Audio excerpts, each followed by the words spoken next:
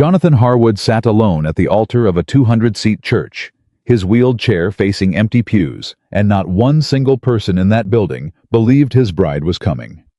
The man who had lost his legs, his brother, and his good name sat straight as a soldier and waited anyway. Then the doors opened. If you've ever been written off by people who should have believed in you, this story is for you. Subscribe to this channel and follow every part to the end. And drop your city in the comments. I want to see how far this story travels. The final bell of Millhaven County Church had not yet finished ringing when Caleb Wren snapped his pocket watch shut. He did it loudly, deliberately. The sound cracked through the hollow nave like a judge's gavel, and every one of the 4 other people present heard exactly what he meant by it. The minister, Reverend Aldous Pratt, flinched but said nothing. Gideon Price, the Harwood estate steward, set his jaw and stared at the wall behind the altar. Mrs. Ruth Bell, who had served the Harwood household for 22 years, folded her hands tighter in her lap and pressed her lips together until they went pale.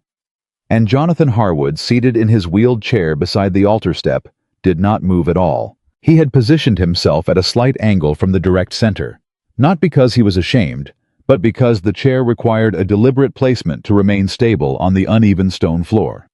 And Jonathan Harwood had learned in the past 3 years to manage every practical detail of his existence with a precision that left no room for accident.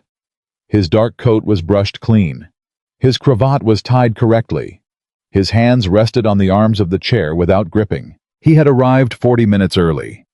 He had not expected a crowd. He had understood from the silence of every invitation left unanswered and every polite excuse delivered through a servant, rather than in person, that Millhaven County had already decided how this morning would end. He had understood it. He had not accepted it. Caleb Wren crossed the nave slowly, his heels deliberate on the stone, and stopped a few feet to Jonathan's left, close enough to be visible far enough to maintain the pretense of respect. "Mr. Harwood," Wren said. Jonathan did not turn his head. "Mr. Harwood, it is now 5 minutes past noon. The trust stipulates marriage before your 30th birthday, which, as all parties are aware, concluded at midnight. The ceremony was to be completed no later than the noon bell."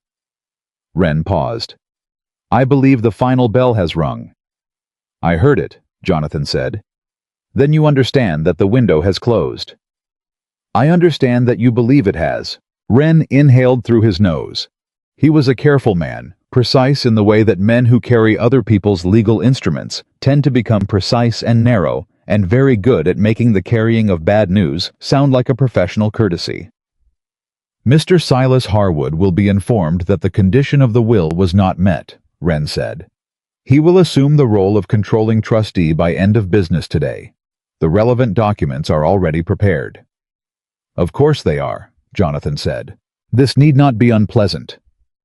Jonathan finally turned his head and looked at Wren directly. His eyes were gray-brown and steady, and there was nothing in them that resembled defeat. There was something else, something that Wren, to his credit, did not fully have a name for, and so he looked away first. "Unpleasant," Jonathan repeated. "My father built this estate across 40 years. He buried a wife and a son on that land. He wrote a will that trusted his surviving son to marry and manage what he left behind, because he believed his surviving son was still capable of doing so." He paused. "And you have spent the past 4 months ensuring that no decent family in this county would permit their daughter anywhere near this church so that your employer could collect a property he has done nothing to earn. And your concern is whether this morning will be unpleasant." Wren said nothing. "Get away from me," Jonathan said very quietly. "Step back and wait by the door, and when the next few minutes have finished, you can carry whatever news you like to my cousin." Wren stepped back, not because he was instructed to, but because something in Jonathan's voice had produced in him the involuntary response of a man who has just realized he is standing closer to something dangerous than he intended. Gideon Price said nothing, but his shoulders relaxed very slightly. Reverend Pratt cleared his throat and turned toward the altar, adjusting the position of items that did not need adjusting. Mrs. Bell pressed her handkerchief against her mouth. The church was silent. Jonathan looked at the open doors at the far end of the nave. Virginia summer heat pressed against the entrance, thick, bright, and absolute. The road beyond was visible as a pale line between the edge of the churchyard and the tree line, and it was empty. He had placed the notice in the Richmond Enquirer 6 weeks ago. 3 lines. He had stated the terms plainly: a man of property injured in need of a wife who understood legal documentation and estate management, able to enter an arrangement of mutual benefit and practical partnership. He had not mentioned the trust deadline directly. He had not needed to. Any woman who understood how Virginia testamentary law worked would know what the timing meant. He had received 11 letters. 9 of them had been from women who had clearly not read past the word property. 1 had been from a man who seemed to have misunderstood the nature of the notice entirely. 1 had been from Abigail Mercer. Her letter had been 3 paragraphs. The first identified her daughter of the late county attorney Edmund Mercer, currently employed copying legal correspondence for 3 firms in Mill Haven, none of whom acknowledged her work publicly. The second paragraph demonstrated without apparent effort that she had read and understood the full text of his father's trust, including the river landing clause that most attorneys in the county had never bothered to locate. The third paragraph said, only, "I am not looking for rescue. I suspect you are not either. If the arrangement suits you, I will be at the church." Jonathan had written back one sentence, "I will be the one in the chair." She had not replied again. He had interpreted the silence as either confidence or indifference, and he had decided it did not matter which. Now it was 5 minutes past noon. The road was empty, and Caleb Wren was standing by the door with his watch in his hand waiting. Jonathan breathed in. He breathed out. He kept his hands still on the arms of the chair, and he kept his eyes on the open doors, and he did not look away, because he had already decided that when this was over, whatever over meant, he was going to be able to say that he had looked at it without blinking. The road was empty. Then it wasn't. She appeared from the tree line at a distance that made her difficult to read clearly. A figure in a gray-blue dress, moving at a pace that was not hurrying, but was also not dawdling. One hand carried a worn valise. The other hand held her skirt hem clear of the road dust. As she came closer, Jonathan could see that the hem was already marked with mud from the lower section of the Mill Haven Road, where the summer rains had pooled in the wagon ruts and not yet dried. She had walked. He did not know this yet. He would learn it later. The wagon driver she had hired had refused to continue past the creek crossing, citing the condition of the road, and had offered to return her fare if she would turn back. She had declined the refund, picked up her valise, and walked the remaining 3 miles in the July heat. She walked through the churchyard gate without breaking stride. Caleb Wren straightened. She came through the church doors and stopped just inside the entrance, and the summer light came in behind her and made it briefly difficult to see her face clearly. Then she stepped forward, and the interior light resolved her, and Jonathan saw her. She was not what the county had said. The county had said penniless, desperate, nobody, an orphan scraping at the edges of respectable employment with no family to speak of, and no prospects beyond the practical charity of men who needed their documents copied and had learned they could pay her less than they would pay a male clerk for the same work. All of that was likely accurate. None of it prepared him for the expression on her face. She was smiling, not the nervous smile of a woman managing fear, not the careful smile of a woman calculating her next move. She was smiling the way a person smiles when they have just seen something that confirms exactly what they had hoped to find, warm, certain, and without apology. Jonathan stared at her. She looked at his wheeled chair, and her smile did not change. He had watched expressions change his entire life, and particularly in the past 3 years. He knew every variety of the look, the flicker of pity, the careful reassembly of politeness, the involuntary downward glance at the motionless legs, followed by the determined effort not to glance again. He had learned to watch for it in the first 3 seconds, because it always came in the first 3 seconds, and it always told him more about a person than anything they said afterward. Her eyes moved to his chair. They registered it. They moved back to his face without a pause, without a flicker, without any of the machinery of adjustment that he had grown so familiar with, and she kept walking toward him down the center aisle of an empty 200-seat church, as if she belonged there, and had simply been running slightly behind schedule. Caleb Wren moved to intercept her before she reached the first row of pews. "Miss Mercer?" She stopped. Her chin lifted a 1/4 inch. Mr. Wren, she said. Her voice was unhurried and pitched to carry. I know who you are. The bell has already rung, Wren said. The legal window has. The noon bell rang at 12 o'clock, Abigail said. I heard it from the Millhaven Road. I arrived at the church doors before the bell had finished sounding. The trust requires marriage before the conclusion of Mr. Harwood's 30th birthday, which concluded at midnight, and it requires the ceremony to be initiated, not completed before noon on the day of the recorded license. She tilted her head slightly. I suspect you know this. I suspect you are hoping I don't. Wren's jaw tightened. The ceremony has not... Because I was not yet inside the building, Abigail said. I am now inside the building. The minister is present, the license is valid, and both parties are present and legally competent. She paused.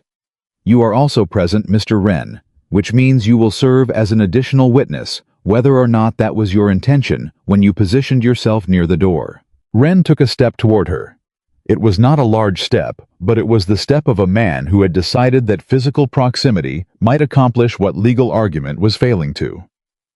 I am authorized to offer you, he began. $50, Abigail said. Wren stopped. I know the number because it is the number your employer assigned to the problem I represent, she said. He believes $50 is enough to send a penniless woman back down the road she came from. He is mistaken, but I understand why he made the calculation. She looked past Wren to Jonathan. Mr. Harwood, I apologize for the delay. The road condition below the creek crossing was less than ideal. Jonathan had not moved since she entered the building. He was aware of this. He was aware that he had been sitting entirely still for approximately 90 seconds, which was not his typical response to a situation developing in front of him, and he was also aware that he could not fully explain why. You walked, he said. It wasn't a question. It came out slightly flatter than he intended.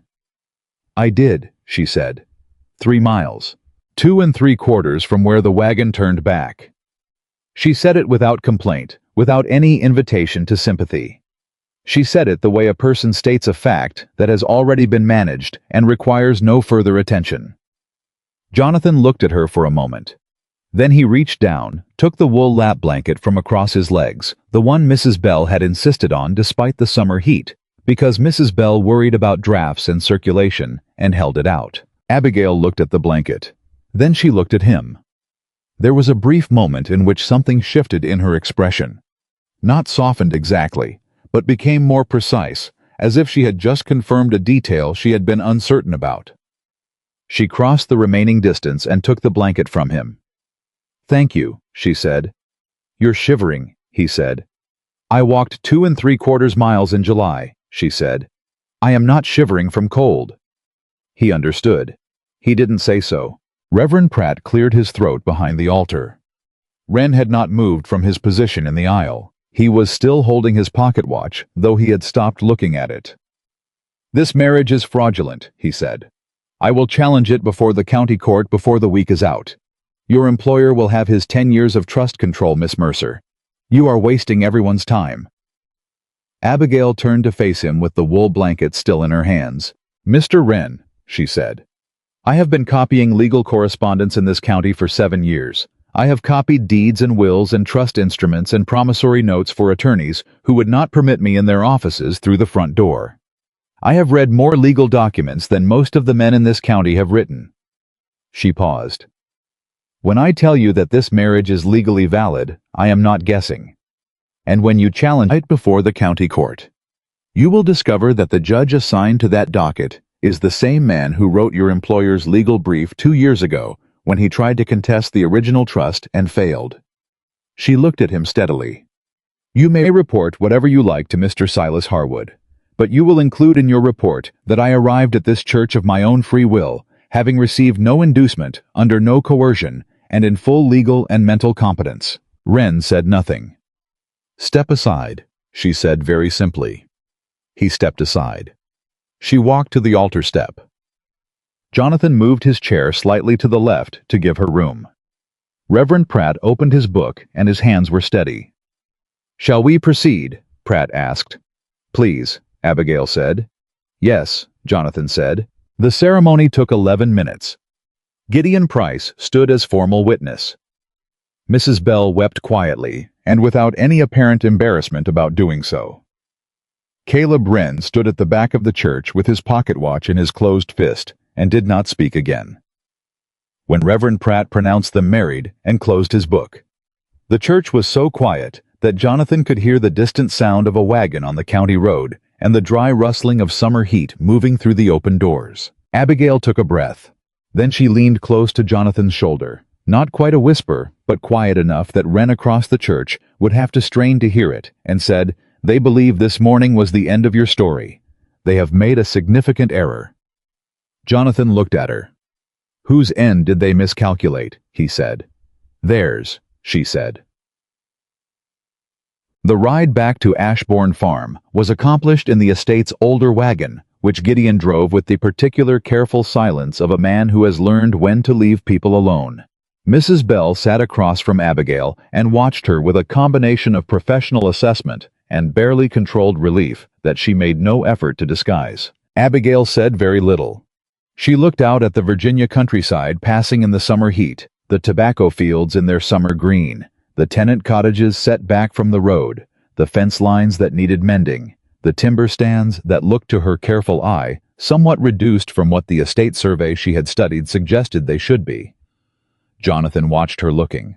I was not accustomed to being studied in return. Most people either avoided looking at him or looked at the chair or arranged their attention with such deliberate care that the deliberateness itself became a kind of insult. She was doing none of these things. She was simply present in the same space he was looking at, the same fields he was looking at, and the fact that he was in a wheeled chair appeared to register with her at approximately the same level of significance as the fact that Gideon wore a gray coat. He did not know what to make of this yet. "The southern field," she said without turning from the window. "The tobacco. It looks thinned compared to the survey boundaries." Jonathan said, "You read the property survey." "I read everything I could find," she said. "The trust, the will, the original deed of purchase, the survey from 1809, and the register of tenant leases filed with the county clerk." She paused. "The tenant lease register was publicly available. The survey I obtained through a contact at the land office who owed my father a professional courtesy. The trust and will I read in the circuit court record room during my lunch break on a Tuesday." Gideon from the driver's seat made a sound that might have been a cough.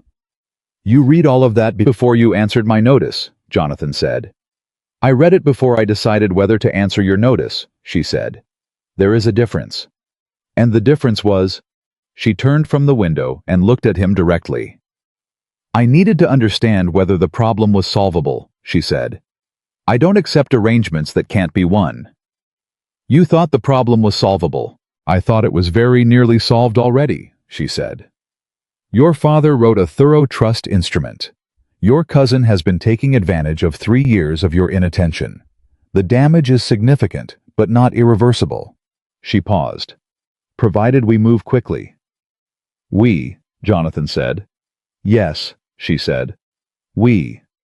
She said it without particular emphasis, which somehow made it more emphatic than if she had said it with any. Mrs. Bell pressed her lips together over what appeared to be a smile. Ashbourne Farm had been closed to the county for 3 years. Not physically closed. The gates stood open. The road was maintained. Tenants came and went on their business, but closed in the way that a house becomes closed when the person at its center has decided to stop receiving the world. The front rooms were covered. The good parlor had its curtains drawn. The library, which had been Jonathan's father's working room, and then Jonathan's before the accident, had been locked since the winter of the accident year and had not been opened since. The estate still functioned because Gideon Price refused to allow it to do otherwise. He paid wages from the operating accounts when there were funds, deferred them with honest accounting. When there weren't, kept the farm records in his own cramped and meticulous hand, and reported weekly to Jonathan, who received the reports in his private study and responded with corrections and instructions delivered on paper rather than in person. This was the house Abigail entered for the first time as its legal mistress. She stood in the front hallway, looked at the covered furniture and drawn curtains and locked doors, set her valise down on the floor and said, "Which room has the estate accounts?" Mrs. Bell said, "The steward's office has the current ledgers. The record room at the back of the east wing has the older papers. It's been locked. Who has the key? Mrs. Bell looked at Jonathan. Jonathan looked at Abigail. Why? He said.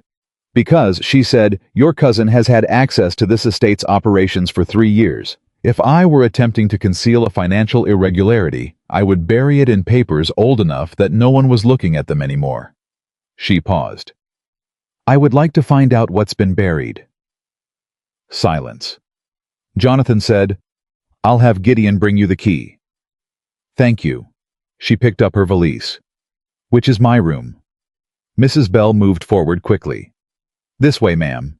Abigail followed her toward the staircase, then paused at the bottom step and turned back.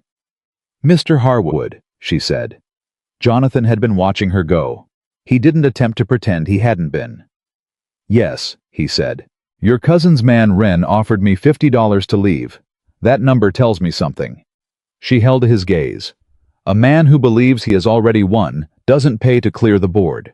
He pays because something on the board still frightens him. She paused. I intend to find out what it is. Jonathan said nothing for a moment. You should rest first, he said. You walked 3 miles. 2 3/4, she said for the second time, and climbed the stairs. Jonathan did not sleep that night. This was not unusual. Sleep had been an unreliable country since the accident, and he had long since stopped treating its absence as a problem to be solved rather than a condition to be managed. He sat in his study with the lamp turned low and the window open to the July night, and he listened to the sounds of Ashbourne Farm settling around him, the distant call of something in the timber, the occasional creak of the house, the soft movement of air through the summer fields. He thought about Caleb Wren's face when Abigail had named the $50. He thought about the way she had said we. He thought about the look on her face when she had seen his chair, the absolute absence of adjustment, and he could not fully explain why that particular thing had lodged itself so firmly in the part of his mind that would not let things go. He had been managing the world's response to his disability for 3 years. He had developed a comprehensive internal taxonomy. There was pity, which was the most common and the most exhausting. There was discomfort, which was pity in a hurry. There was the particular cruelty of people who had known him before the accident, and could not stop seeing the ghost of what he had been standing just behind where he now sat. There was the professional neutrality of physicians, which was its own variety of dehumanization. There was the aggressive hardiness of men who had decided that the correct response to a man in a wheeled chair was to treat him like a boy who needed encouragement. He had a name for all of them.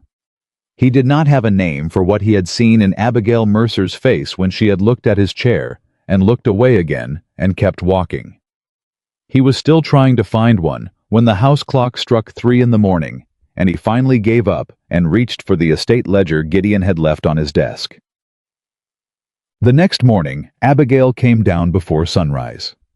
Gideon, who was already in the kitchen, heard her footsteps on the stairs and went to see who was moving at that hour. He found her in the hallway outside the record room door, wearing a plain working dress, her hair pinned back holding the key Jonathan had sent up the night before. Mrs. Harwood, Gideon said. He said the name carefully testing it. Good morning, she said. Is there a lamp I can have? He brought her to. She unlocked the record room door, pushed it open, surveyed the dark interior shelves of papers, 3 years of accumulated correspondence and ledgers and receipts stacked without particular order, and said quietly to herself, rather than to him, All right. She went in and closed the door behind her. Gideon stood in the hallway for a moment. Then he went back to the kitchen, made a pot of strong coffee, put a cup of it on a tray with some bread and cold meat, and set it outside the record room door. He knocked once and went away. An hour later, when he passed the hallway again, the tray was inside the room and the door was still closed. I thought not for the first time, and with a feeling that mixed hope and apprehension in approximately equal measure, that woman is going to find something. Jonathan came to the record room at mid-morning. He had not intended to. He had told himself in the night that he would give her a week with the papers before asking for a report. He was a man who valued his own word, particularly when given only to himself, and he broke it in approximately 6 hours by wheeling himself down the East Wing corridor and stopping outside the record room door. He knocked. "Come in," she said without inflection. He opened the door and pushed through. She had reorganized the room in 9 hours to a degree that Gideon, who had been managing this estate for 15 years, had never managed in 3. The papers were separated into groupings across the large table ledgers on one side, receipts on another. Correspondence divided by apparent sender, a separate small pile that she had placed nearest to her current position and weighted down with an inkwell. She was reading a ledger entry with the focused attention of a woman who has found something and is making absolutely sure she has found exactly what she thinks she has. "Sit down," she said, and then appeared to hear herself and looked up. "I apologize. That was—" "I have a chair," Jonathan said, and positioned himself across the table from her. "What did you find?" She looked at him for a moment. Not the calculating look of a woman deciding how much to share, but the look of a woman deciding how to explain something efficiently. "3 things," she said. "The first is that 2 of your prosperous tenants, the Dolan brothers' Northeast Fields, have not paid their wheat rent in 18 months. The recorded receipts show payment. The operating account shows no corresponding deposit." She turned the ledger to face him and indicated the column. Jonathan looked at it. "The second thing," she continued, "is that 7 timber sales over the past 2 years were recorded at prices well below the market rate. I can calculate from the Richmond merchant records I've seen. The buyer on each sale is listed as Kestrel Trading." She paused. "I don't know that name. Do you?" Jonathan's jaw tightened. "I don't. I suspected you wouldn't." She reached for the small pile weighted by the inkwell. "The third thing is this." She placed a single sheet of paper in front of him. It was an authorization document. It directed quarterly payments of $60 to be made to a man named Amos Reed at an address in Fredericksburg through 3 separate routing names, each one a slight variation. Amos Reed. A. Reed. Amos R. As if someone had been deliberately varying the recording to make the pattern harder to trace. The handwriting of the authorization signature was familiar.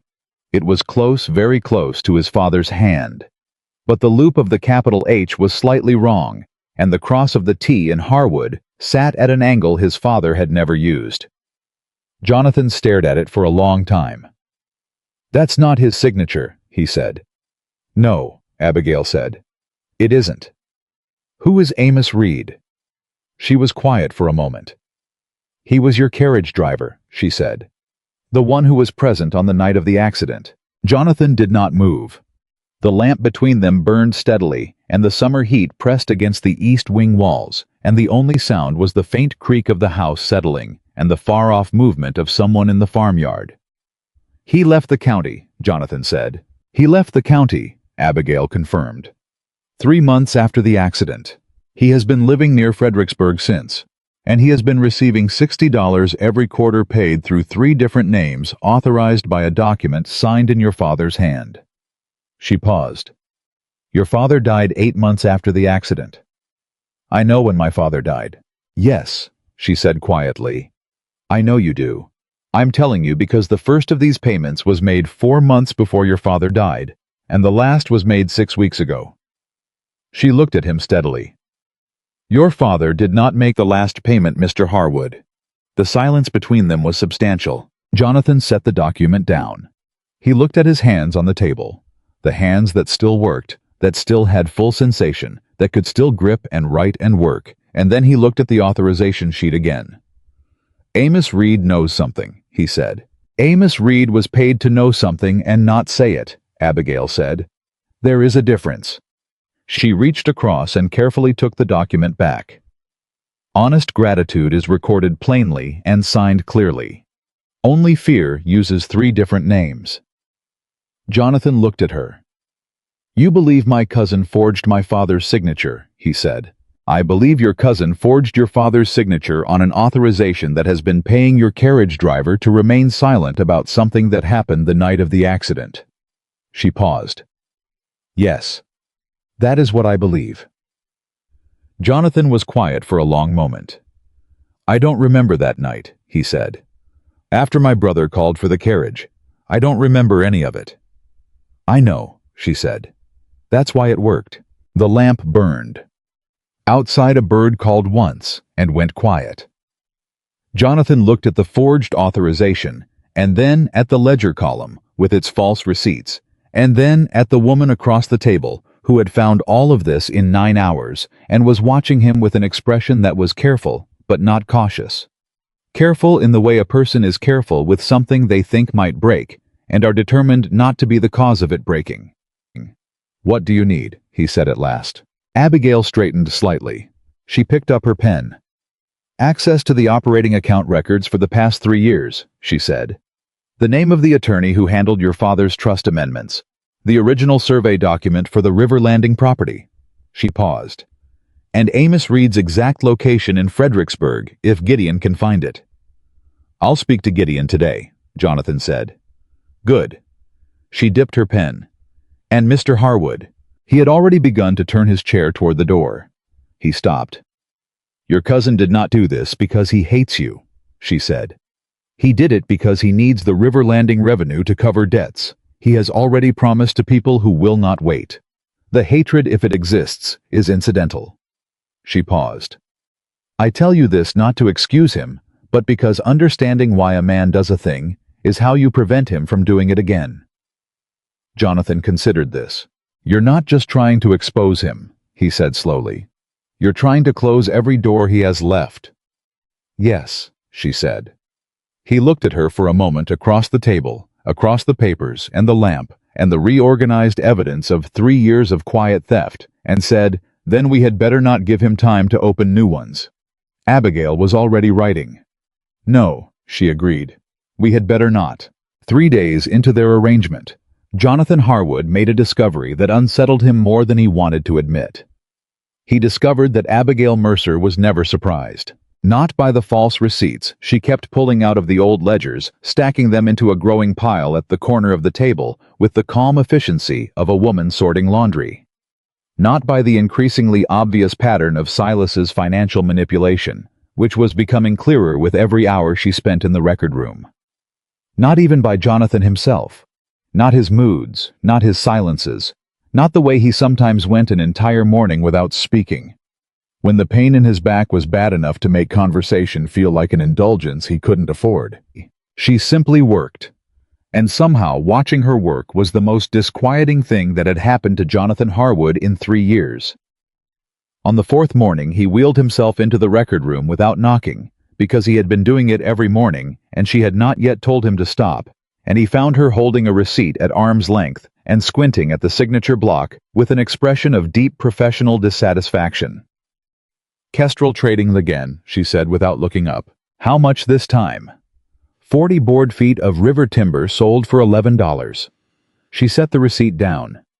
"Current Richmond market rate is 17. Gideon confirmed it this morning." She looked at Jonathan. "Your cousin has been selling your timber at a 35% discount to a company he appears to own under a different name." Jonathan said, "You can prove that he owns Kestrel Trading." "Not yet," she said. "But I can prove the discount existed, and I can prove the payments from Kestrel Trading correlate with deposits to a Richmond account that is not part of the Ashbourne operating records." She paused. "The account number appears twice in correspondence your father received in 1812. The letters are from your cousin." Jonathan stared at her. "You found correspondence from 4 years ago," he said. "I found correspondence from 8 years ago," she said. "Your father kept everything. It is both a virtue and a significant organizational challenge." She allowed herself a small dry expression that was not quite a smile and not a smile. "I believe the word the county uses for your cousin is shrewd. I would use a different word." "What word?" "Desperate," she said. "A shrewd man doesn't need to steal in 3 different directions at once. A desperate man does." She straightened a stack of papers. "He's running out of time, Mr. Harwood. Whatever debts he's carrying, they're due soon. That's why he was so certain this wedding wouldn't happen. He needed it not to happen." Jonathan was quiet for a moment. Then he said, "Gideon found Amos Reed." Abigail went still. "Where?" she said. "Cabin outside Fredericksburg. near the old mill road. Jonathan met her eyes. He's there. He's been there for 3 years. Something moved across her face, not excitement exactly. Calculation. Focus. The particular quality of attention a person gives to the moment when the pieces begin to align. We need to get to him before Silas learns we're looking, she said. Silas may already know, Jonathan said. She looked at him sharply. The attorney I wrote to, she said slowly. In Richmond. The one you mentioned last week, your father's contact.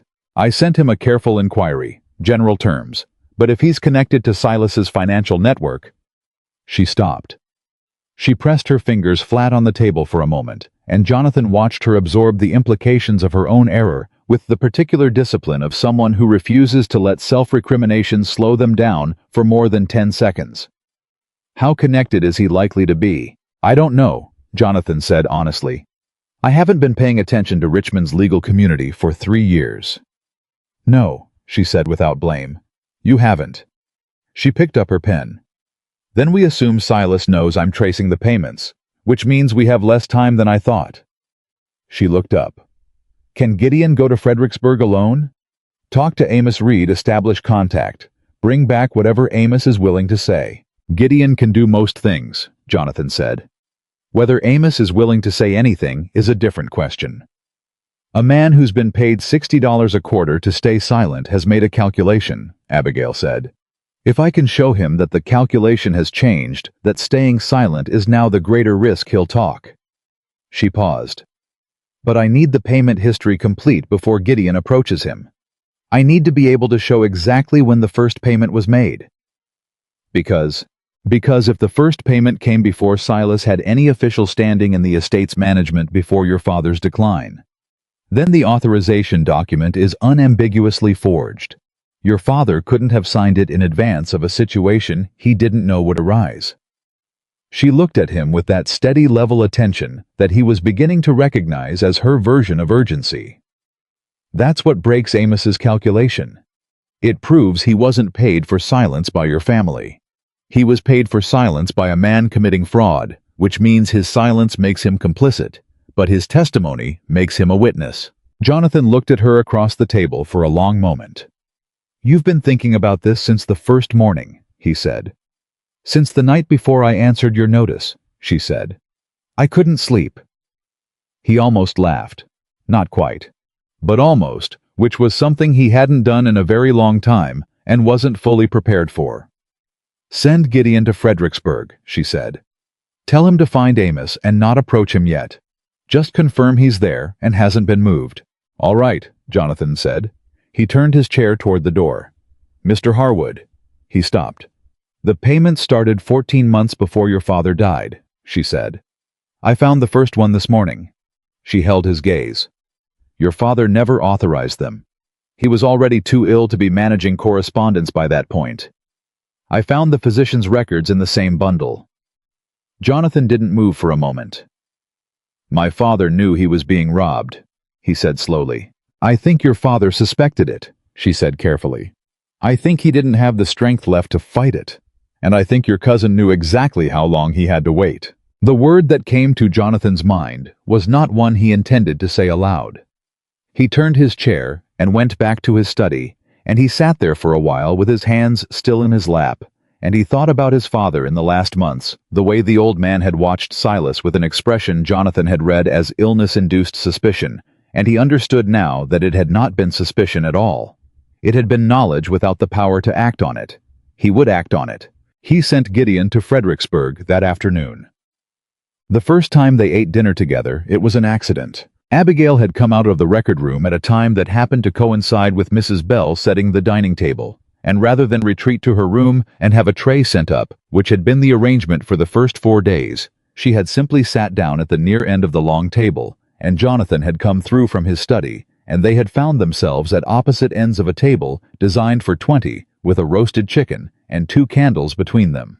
Jonathan said, You don't have to. I know, Abigail said, and picked up her fork. They ate in silence for a while. It was not uncomfortable silence. It was the silence of 2 people who have already done enough work together that words are not required to fill every gap. Mrs. Bell came in to refill the water and very carefully did not look at either of them with any particular expression. Jonathan noticed that Abigail ate half her portion and then set the fork down and did not pick it up again, even though the plate was not empty. He said without looking up from his own plate, "Mrs. Bell will not be offended if you eat the rest." "I know," Abigail said. Then, she was quiet for a moment. "Years of not being certain there would be more makes a person cautious," she said. It came out matter-of-factly, with no request for sympathy attached. "I'm aware it's an irrational response to present circumstances." Jonathan looked at his own plate. "I used to ride out to check the south fields every morning," he said. "Before the accident, every morning regardless of weather. Gideon used to say I was checking on grass that didn't need checking." He paused. "I haven't been to the south fields in 3 years. I keep the window in my study facing north." Abigail looked at him across the table. "The south fields are in better condition than you think," she said. "I saw the tenant rent records for that section. The Calloway family has been maintaining the drainage without prompting." Jonathan looked at her. "You're telling me to go look at my fields," he said. "I'm telling you the information is available if you want it," she said. And she picked up her fork and ate the rest of her chicken, and that was the end of that. But that night, Jonathan sat by the north-facing window in his study and found himself thinking about the south fields for the first time in 3 years and not flinching away from the thought. "I didn't know what to do with that yet." He set it aside and went back to the ledger pages Abigail had left on his desk with a note in her careful handwriting. Kestrel Payment Correspondence, C-tabs. He worked until 2 in the morning because the work had begun to feel like something other than duty. On the 7th morning, the legal threat arrived. It came as a formal letter from a Richmond attorney named Clement Ferris, delivered by a county messenger at 9 o'clock while Abigail was in the record room and Jonathan was reviewing accounts in the steward's office with Gideon. Gideon brought the letter in and set it on the desk without comment, which was itself a comment. Jonathan read it. The letter accused Abigail of exploiting a man of diminished mental capacity for personal financial gain. It alleged that Jonathan's ability to contract marriage had been compromised by his injury and the psychological disturbance resulting from his brother's death. It threatened a formal petition before the county court to have the marriage declared void on grounds of incapacity. It was in legal terms aggressive and substantially unfounded. In social terms, it was devastating because it didn't need to succeed in court to accomplish its purpose. It only needed to be filed. A petition challenging a man's mental competence was the kind of thing that spread through a county in 48 hours and attached itself to a name for years afterward. Jonathan set the letter down very carefully. "Get Mrs. Harwood," he said. Gideon went. Abigail came in, still holding a receipt she'd been copying, read the letter in under a minute, set it on the desk beside the one Jonathan had put down, and said, "Ferris is Clement Ferris. He represented Silas 2 years ago when Silas tried to challenge your father's original trust and failed. He lost that case to Judge Whitmore." She looked up. "Is Judge Whitmore still on the county docket?" "As far as I know," Jonathan said. "Then the petition, if filed, will go to Whitmore, who has already ruled against Silas's interpretation of the trust once." She paused. "Ferris knows this. He filed this as a threat, not a case. He is hoping we will panic." "Are you panicking?" Jonathan said. "No," she said. She set the receipt down on the desk beside the letter. "But I want you to understand what this means. If Silas has commissioned a legal threat, he knows we're in the records. He knows we've found something. He is trying to knock us off balance before we find the rest." She looked at him steadily. "We need Gideon to reach Amos Reed before Silas moves him." "Gideon left for Fredericksburg yesterday morning," Jonathan said. "He should reach the mill road by evening." "Good." She picked up the letter. "I'm going to write a response to Ferris. It will be courteous and specific, and it will include a citation to the statute on mental competence and contractual capacity that will make it clear we have read the law he's attempting to misapply." She paused. "May I use the estate stationery?" Jonathan looked at her for a moment. "You're not angry," he said. "I am extremely angry," she said. "I find that anger is most useful when it's quiet." She looked at him with that level particular attention that he had now catalogued as her version of absolute seriousness. "Are you?" "Yes," Jonathan said. "Good," she said. "Hold on to it. We may need it." She took the letter and went to write her response, and Jonathan sat in the steward's office and listened to the scratch of her pen through the open doorway, and thought that he had never in his life met anyone who handled fury with that degree of architectural precision. He found it to his own considerable surprise genuinely steadying. The response to Ferris went out by county post that afternoon. By the following morning, the county had already heard about the petition, or rather about the rumor of the petition, which traveled faster and carried more embellishment than the legal document itself. Mrs. Bell came in from the market with a tight jaw and reported that 3 separate people had stopped her on the street to express sympathy and to inquire whether it was true that Mrs. Harwood had forged the marriage license. "No," Abigail said from across the kitchen without looking up. "The license was properly issued by the county clerk and signed by Reverend Pratt, who has been officiating marriages in this county for 30 years. Anyone who wishes to verify this may visit the clerk's office during business hours." Mrs. Bell looked at her.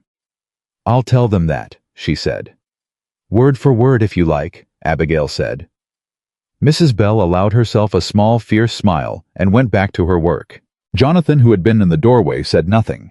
But he noted the way Mrs. Bell's shoulders had changed the way she had come in carrying a burden and left without it, and he noted the precise mechanism by which Abigail had accomplished this without appearing to try. He had managed this estate for 8 years before the accident. He had managed tenant disputes and harvest negotiations and county politics and the particular social arithmetic of a prominent Virginia family. He had thought himself reasonably skilled at reading people. He was beginning to understand that he had been a competent reader. Abigail Mercer was something else entirely. The more unsettling realization arriving quietly that evening, as he worked through another stack of Kestrel trading receipts, was that she was not deploying this skill against him. She was simply using it naturally, without calculation, and the effect, as far as he was concerned, was that he kept finding himself more honest than he had planned to be. He had not talked about Charles in 3 years. Not once.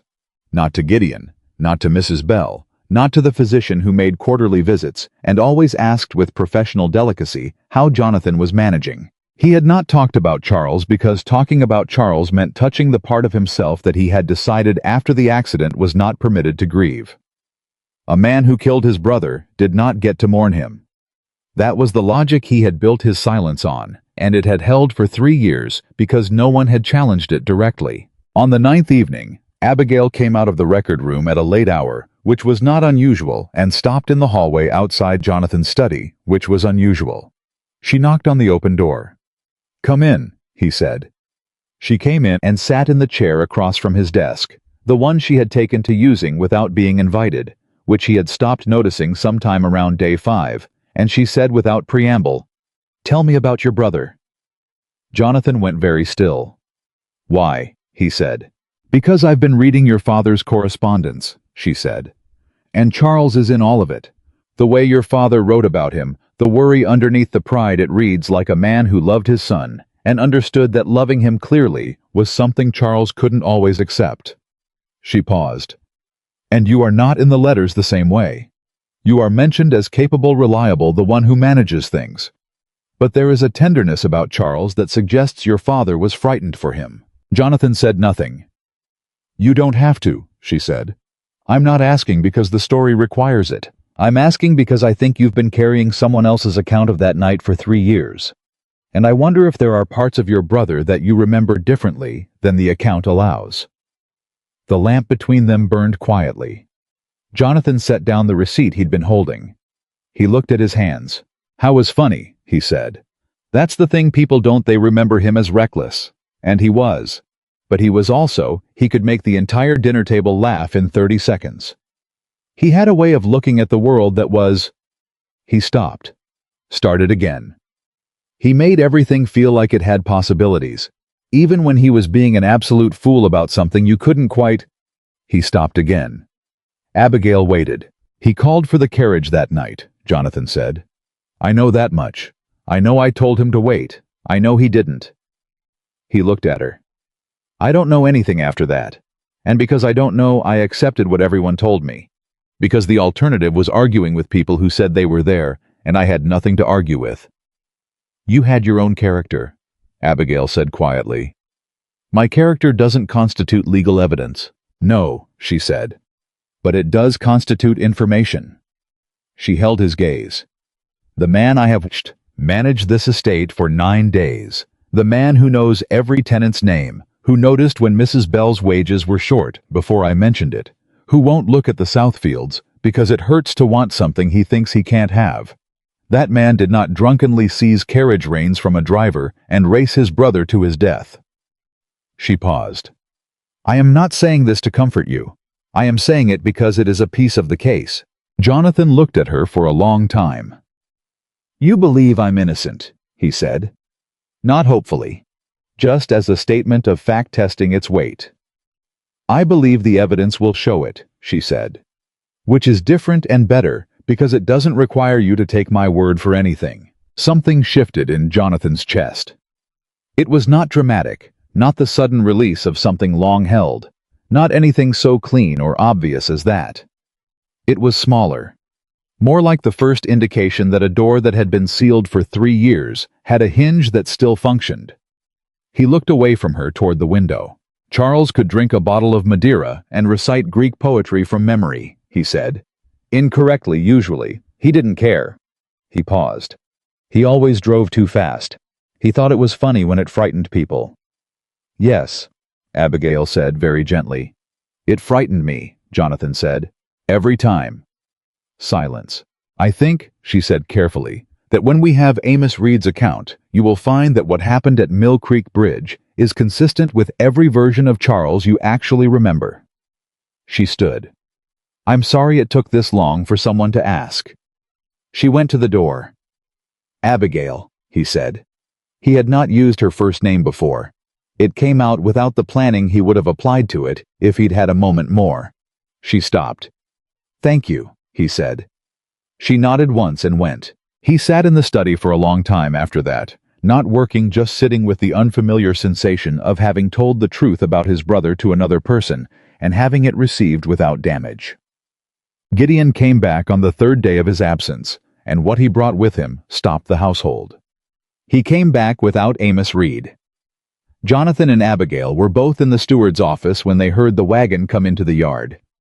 Jonathan had learned Gideon's particular rhythm, the way the man moved differently when he was carrying bad news, and he said nothing but turned his chair toward the door. Gideon came in. He had blood on his collar. Dark dried matted into the fabric above his left shoulder. His coat was torn at the elbow, and there was mud on his boots that had dried and cracked over what appeared to be a long, cold journey.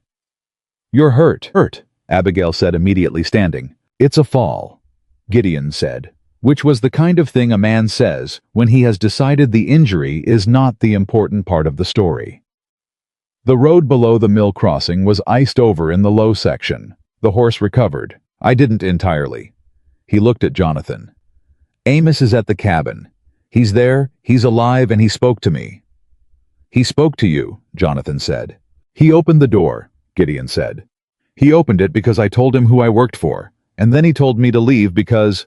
He stopped, drew a breath. Because Silas's men reached the cabin the morning before I arrived. 2 of them. They stayed for 4 hours. The room was very quiet. Did they threaten him? Abigail asked. They reminded him, Gideon said. He was choosing his words with the care of a man delivering information he wishes he didn't have. They reminded him that he signed a statement in the winter after the accident. That the statement describes the accident in a particular way. That if he now says something different, the difference between his statement then and his account now could be read as perjury. He paused. They also told him that the man currently challenging the Harwood marriage has connections in Fredericksburg, and that Amos's living situation could become complicated. Abigail sat back down slowly. Jonathan said, He's afraid of prosecution. He's afraid of being made the cause of everything, Gideon said. The way it was explained to him, if he speaks, Silas will say that Amos falsified his original statement. That Amos was drunk that night. That Amos caused the accident. He looked at Jonathan with something that was not quite apology, but carried its weight. "They have done this very carefully, sir. They have made it so that Amos's silence protects Amos, or appears to." Jonathan said nothing. Abigail said, "What exactly did he say when you told him to leave?" Gideon reached into his coat and produced a folded piece of paper creased and slightly damp at one edge. He set it on the desk. "He wrote that down," he said. "Said he wouldn't speak it, but he'd write it because writing it down felt less like speaking to either side." He paused. "I think he is a frightened man who is not entirely comfortable with what he's been doing for 3 years. But frightened men with signed statements and paid quarters don't change their position without a very particular kind of reason." Abigail unfolded the paper. She read it. Her expression did not change while she read it, but when she finished, she set it down on the desk and was still for a moment before she looked at Jonathan. "He says he cannot tell the truth while the signed statement exists," she said, "because the statement contradicts the truth, and the contradiction is a trap." Jonathan said, "And if the statement could be shown to be coerced?" Abigail looked at the paper again, then at the pile of ledgers on the corner of the desk, then at Jonathan. "The first payment to Amos came 4 months before your father died," she said. "Your father was already too ill to travel or conduct business. The authorization document is signed in your father's hand, but the date on the authorization precedes your father's documented incapacity by only 3 weeks. 3 weeks during which your father was, according to the physician's records, confined to bed." She paused. "If I can show that the authorization was signed during a period your father could not have physically executed a legal document, and that the payment structure began before Amos had officially given any statement, then the timeline shows that Amos was paid before he was asked to say anything." "Which means the payment was not for testimony," Jonathan said. "It was for silence about something that hadn't been formally questioned yet," she said. "The payment came first, the statement came after. In that order, the statement is not what Amos chose, it's what he was maneuvered into." She looked at Gideon. "Can you go back to Fredericksburg?" Gideon said. "When do you need me there?" "Soon," she said. "But not yet. I need 3 more days in these records first." She looked at Jonathan. "I need to build the timeline so completely that when Gideon brings it to Amos, there is no calculation left that favors silence." Jonathan said, 3 days. 2.5, she said. "If I start before breakfast." He looked at her for a moment. The woman who had walked 3 miles to an empty church and spent the past 9 days systematically dismantling his cousin's careful 3-year scheme with the methodical patience of someone completing a job of work, and he said, "Gideon will have the wagon ready when you need it." Gideon gave a short nod and went toward the door, and then he stopped. "There's one more thing," he said. Both Jonathan and Abigail looked at him. "When I left the cabin," Gideon said. "Amos said one thing more. He didn't put it in the note." He looked at Jonathan directly. "He said, 'Tell Mr. Jonathan that I have thought about that night every day for 3 years. He said, tell him I am sorry. He didn't say what for.'" Gideon paused. "But I don't think he was apologizing for the accident." The silence that followed was the kind that has weight and texture and takes a moment to move through. Jonathan looked at the folded paper on the desk. His jaw was tight, and his hands were still on the chair arms, and there was something in his face that Abigail read clearly. Not hope, because hope required a lower guard than he was willing to lower yet. But the thing adjacent to it. The thing that comes just before you let yourself believe. "Go get some rest," Jonathan told Gideon, "and have Mrs. Bell look at that collar." Gideon went. Jonathan looked at the note for another moment. Then he looked at Abigail. 2.5 days, he said. "I'll have the full payment timeline and the authorization evidence ready," she said. "And the Kestrel trading connection. All of it documented in a form that a justice of the peace can read and understand in 20 minutes. Jonathan nodded once. He turned his chair toward his study and then stopped in the doorway. "The South Fields," he said without turning back. Abigail waited. "I'll go tomorrow morning," he said. "Before you start." A pause. "The Calloway family maintains the east drainage," she said. "If you see Thomas Calloway, he'll want to tell you about the new leveling he put in last spring. Let him." Jonathan said nothing for a moment. "All right," he said.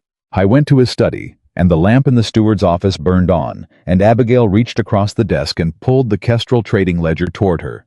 And the scratch of her pen in the quiet house was the sound of something being built carefully, methodically, without drama, that was not going to fall down.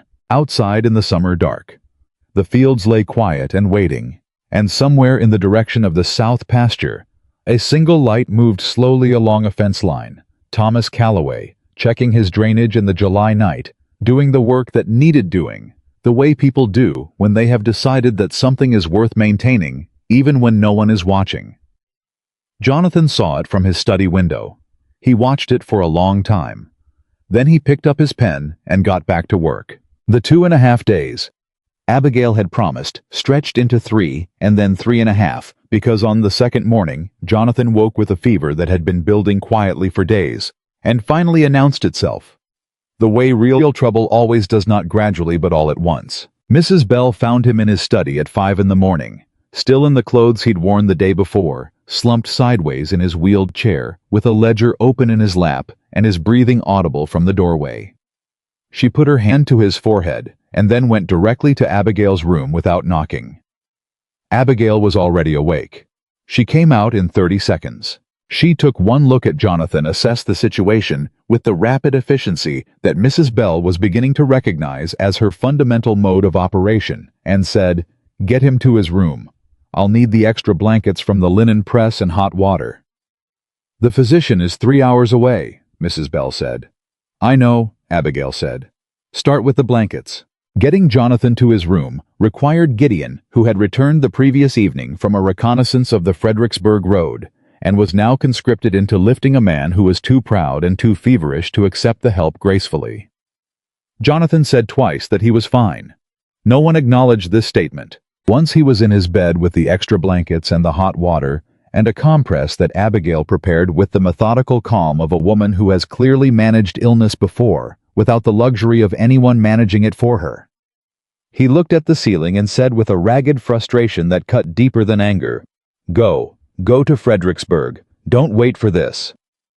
"Gideon can't present the payment timeline," Abigail said, wringing out the compress. "I need to be there." "Then leave me the document. I'll review it." "You have a fever of 102, she said. "You will review nothing." "Abigail." "Jonathan." She said his name with a quiet precision that stopped him cold. "Silas will move Amos the moment. He realizes we have the complete timeline. I know that. I also know that if I leave this house before your fever breaks and something goes wrong, I will spend the rest of my life knowing I made the wrong choice." She placed the compress on his forehead. "So we will do this correctly. The fever will break. We will go to Fredericksburg, and we will have Amos Reed's testimony before Silas understands what we have." Jonathan stared at the ceiling. "You are extremely difficult," he said. "Yes," she agreed. "It has been useful so far." He almost laughed again. It came out as a rough exhale instead. His hand resting on top of the blanket moved very slightly toward her. Not a reach, not quite, but the beginning of one. She noticed. She didn't move away. She straightened the compress and went to refresh the water, and she was back in 3 minutes, and she sat in the chair beside his bed, and she stayed. The fever broke in the early hours of the following morning. Abigail had been there through all of it. She had kept him propped upright when the congestion made it difficult to breathe, which was a more complicated physical undertaking than she allowed herself to think about. Directly, Jonathan Harwood was not a small man, and his upper body retained all the strength of a person who used his arms for everything. She had talked to him when he was restless and let him be when he went quiet. She had changed the compress and brought the water and sat in the chair and done the work of being present with the steady patience of someone who had decided the situation required it and was going to meet that requirement without complaint. Somewhere around 2 in the morning, in a half-waking state, Jonathan said, "He used to call me Jonah when we were boys, because I was always the one who ended up overboard." Abigail kept her voice even. "Charles." "He meant it affectionately," Jonathan said.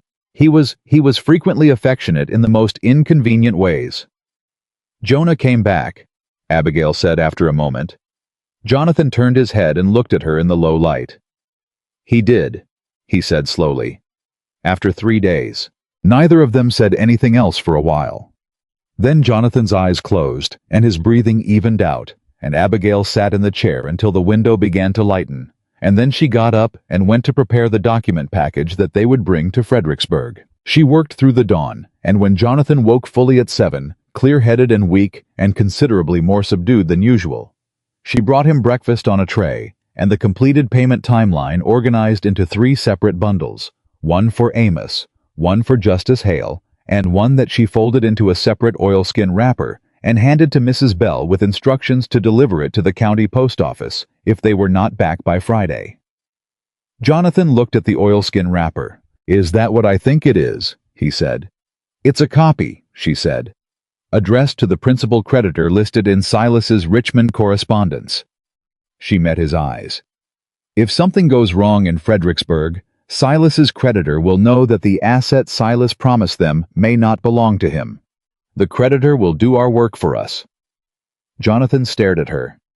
"You sent a copy to his creditor," he said. "I am sending a copy to his creditor if we don't return by Friday," she corrected. "There is a difference.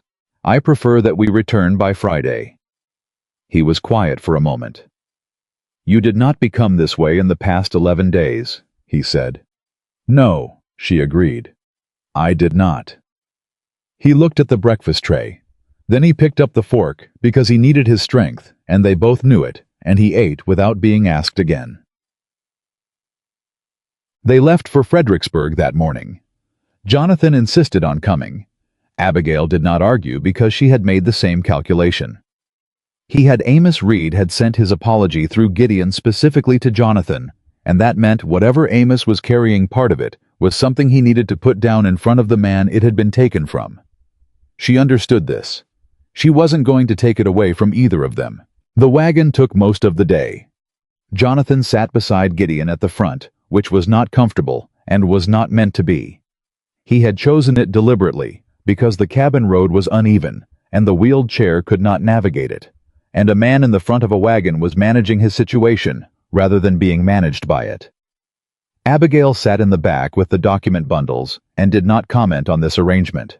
Gideon brought them to the cabin road as the sun was lowering. The cabin itself was set back from the mill path, small and weathered with a garden that had gone partially to weed on one side and been carefully maintained on the other. The maintained half had herbs. Abigail noticed this and filed it away without knowing yet what to do with it. She went to the door first. She knocked. A long pause. Then, "Who is it?" "Abigail Harwood," she said. "Wife of Jonathan Harwood. I have documents I want you to see. You are not obligated to speak to anyone including me, but I am asking you to look at what I have before you decide." Another long pause. The door opened. Amos Reed was 62 years old and looked like a man who had been carrying something heavy for 3 years without putting it down. He was not large, and he was not small. He had the broad, capable hands of a man who had worked with horses his whole life, and he had eyes that went immediately over Abigail's shoulder to the wagon behind her to Gideon, and then to the man sitting beside Gideon very still watching the cabin. Amos went pale. "Mr. Jonathan," he said. It came out almost without sound. "Mr. Reed," Jonathan said. Abigail said, "May we come in?" "Had." She laid the documents on the table in 3 careful groups, the way she laid things out in the record room: receipt here, authorization here, timeline here. And she talked Amos through them quietly and without drama, the way she talked Jonathan through the ledgers plainly, with the assumption that the man across from her was intelligent and capable of following. Amos followed. She watched his face as he moved through the payment timeline. She watched the moment he reached the first payment date 4 months before Jonathan's father's death, during the period when the physician's records showed the elder Harwood confined to bed, and she watched something shift in Amos's jaw. "He told me your father authorized it," Amos said. "Silas. He said your father wanted to provide for me because of what I'd been through, because of the accident. My father," Jonathan said from across the table, "had been confined to his bed for 5 weeks when that first payment was made. He was not conducting estate business.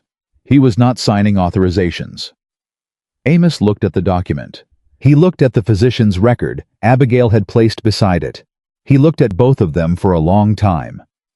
"The signature," he said slowly. "Is forged," Abigail said. "I can demonstrate the specific inconsistencies if you want to see them." Amos set the documents down. He put his large, capable hands flat on the table, and he looked at them, and he said nothing for a moment. "When did the statement come?" Abigail asked. "The one you signed. Relative to the first payment." 4 months after, Amos said. "The payment came. Silas brought it himself. Said it was from your father for my trouble for having to leave the county while things settled." He paused. "And then 4 months later, his man Wren came with the statement already written out and said your father needed a formal account for the estate records, and would I sign it?" "And the account in the statement," Abigail said carefully, "said what exactly?" Amos was very still. "It said that Jonathan had taken the reins from Charles," he said. "That Jonathan had been worked up angry and had grabbed for the reins to make a point, and the carriage had gone over." The cabin was absolutely silent. Jonathan's hands on the table were not moving. His face was not moving. The only indication that he was receiving this information, rather than simply enduring it, was a slight controlled compression of his jaw that Abigail had come to recognize as his response to things that cost him something significant. "That is not what happened," he said. His voice was even and flat and quiet, and contained something that was not anger, and was not grief, and was not the absence of either. Amos Reed looked at him directly for the first time since they'd come inside. "No, sir," he said. "It is not." The silence that followed that sentence had a different quality than the one before it. It was not the silence of withheld information. It was the silence of a man who has been carrying something so long that the decision to put it down requires a moment of physical preparation. Amos Reed put it down. "Mr. Charles had been drinking since midday," he said. "I knew it. I tried to suggest gently the way you had to with Mr. Charles that we might wait the morning out at the tavern. Mr. Charles didn't take suggestions well when he was in a particular mood." He paused. "Mr. Jonathan told him the same, straight out. Said we should stay. Said the road was bad after dark, said the horses were tired. Mr. Charles said—" He stopped. "Beg pardon, Mr. Jonathan. He said some things to you that were not kind." "I remember," Jonathan said quietly. "I remember that part." "He got up in the driver's position himself," Amos said. "Pushed me aside. Took the reins before I could do anything about it.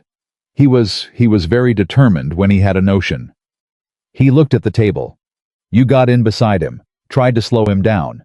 He drove hard on the Mill Creek Road, and the near side wheel hit the stone marker at the bridge, and it went fast. The carriage went over fast." He stopped. His hands were flat and still on the table. "You went out against the stone marker," he said to Jonathan. "The boundary marker at the north side of the bridge. You hit it at the shoulder and the back." He paused. "It was—" He stopped again, composed himself with the visible effort of a man setting aside the image he was describing. "I pulled you away from the water because the carriage was still moving, and I was afraid it would come down on you. When I went back for Mr. Charles, the creek he was already—" He stopped completely for a moment. "I could not have gotten to him faster. I want you to know that. Whatever happened after, I want you to know I went back as fast as I could." Jonathan said, "I know." 2 words. Very quiet. Very certain. Amos looked at him. "You knew," he said. "I knew you," Jonathan said. That was enough. Something broke in Amos Reed's face, not dramatically, not with noise, but in the way things break when they've been under pressure for a very long time. And finally, the structural integrity gives way. His shoulders dropped. He pressed his hands harder on the table, not for leverage, but for anchor. "I signed what they put in front of me," he said. "And I have thought about that every day for 3 years. "I know," Jonathan said. "Gideon told me." Abigail had not moved or spoken during any of this. She had been taking careful notes in her small, precise hand, documenting the key points of Amos's account as he gave them, because she had learned early in her years of legal work that the time to record testimony is the moment it is given before memory has a chance to soften edges or uncertainty has a chance to insert itself. But she was also watching the 2 men across the table from her, the driver and the man whose life the driver's silence had broken, and she was doing something she did not do very often, which was set the work aside for a moment and simply witness. Jonathan looked at Amos. "I need you to give this account to Justice Hale," he said. "In a sworn deposition. I know what Silas's men told you. I know you believe that your signed statement creates a trap." He paused. "Abigail has the evidence that the statement was coerced. The payment came before the statement. You were given money before you were asked to say anything, which means you weren't paid to lie. You were pressured into confirming a lie that had already been prepared." He paused again. "You were a witness who was silenced.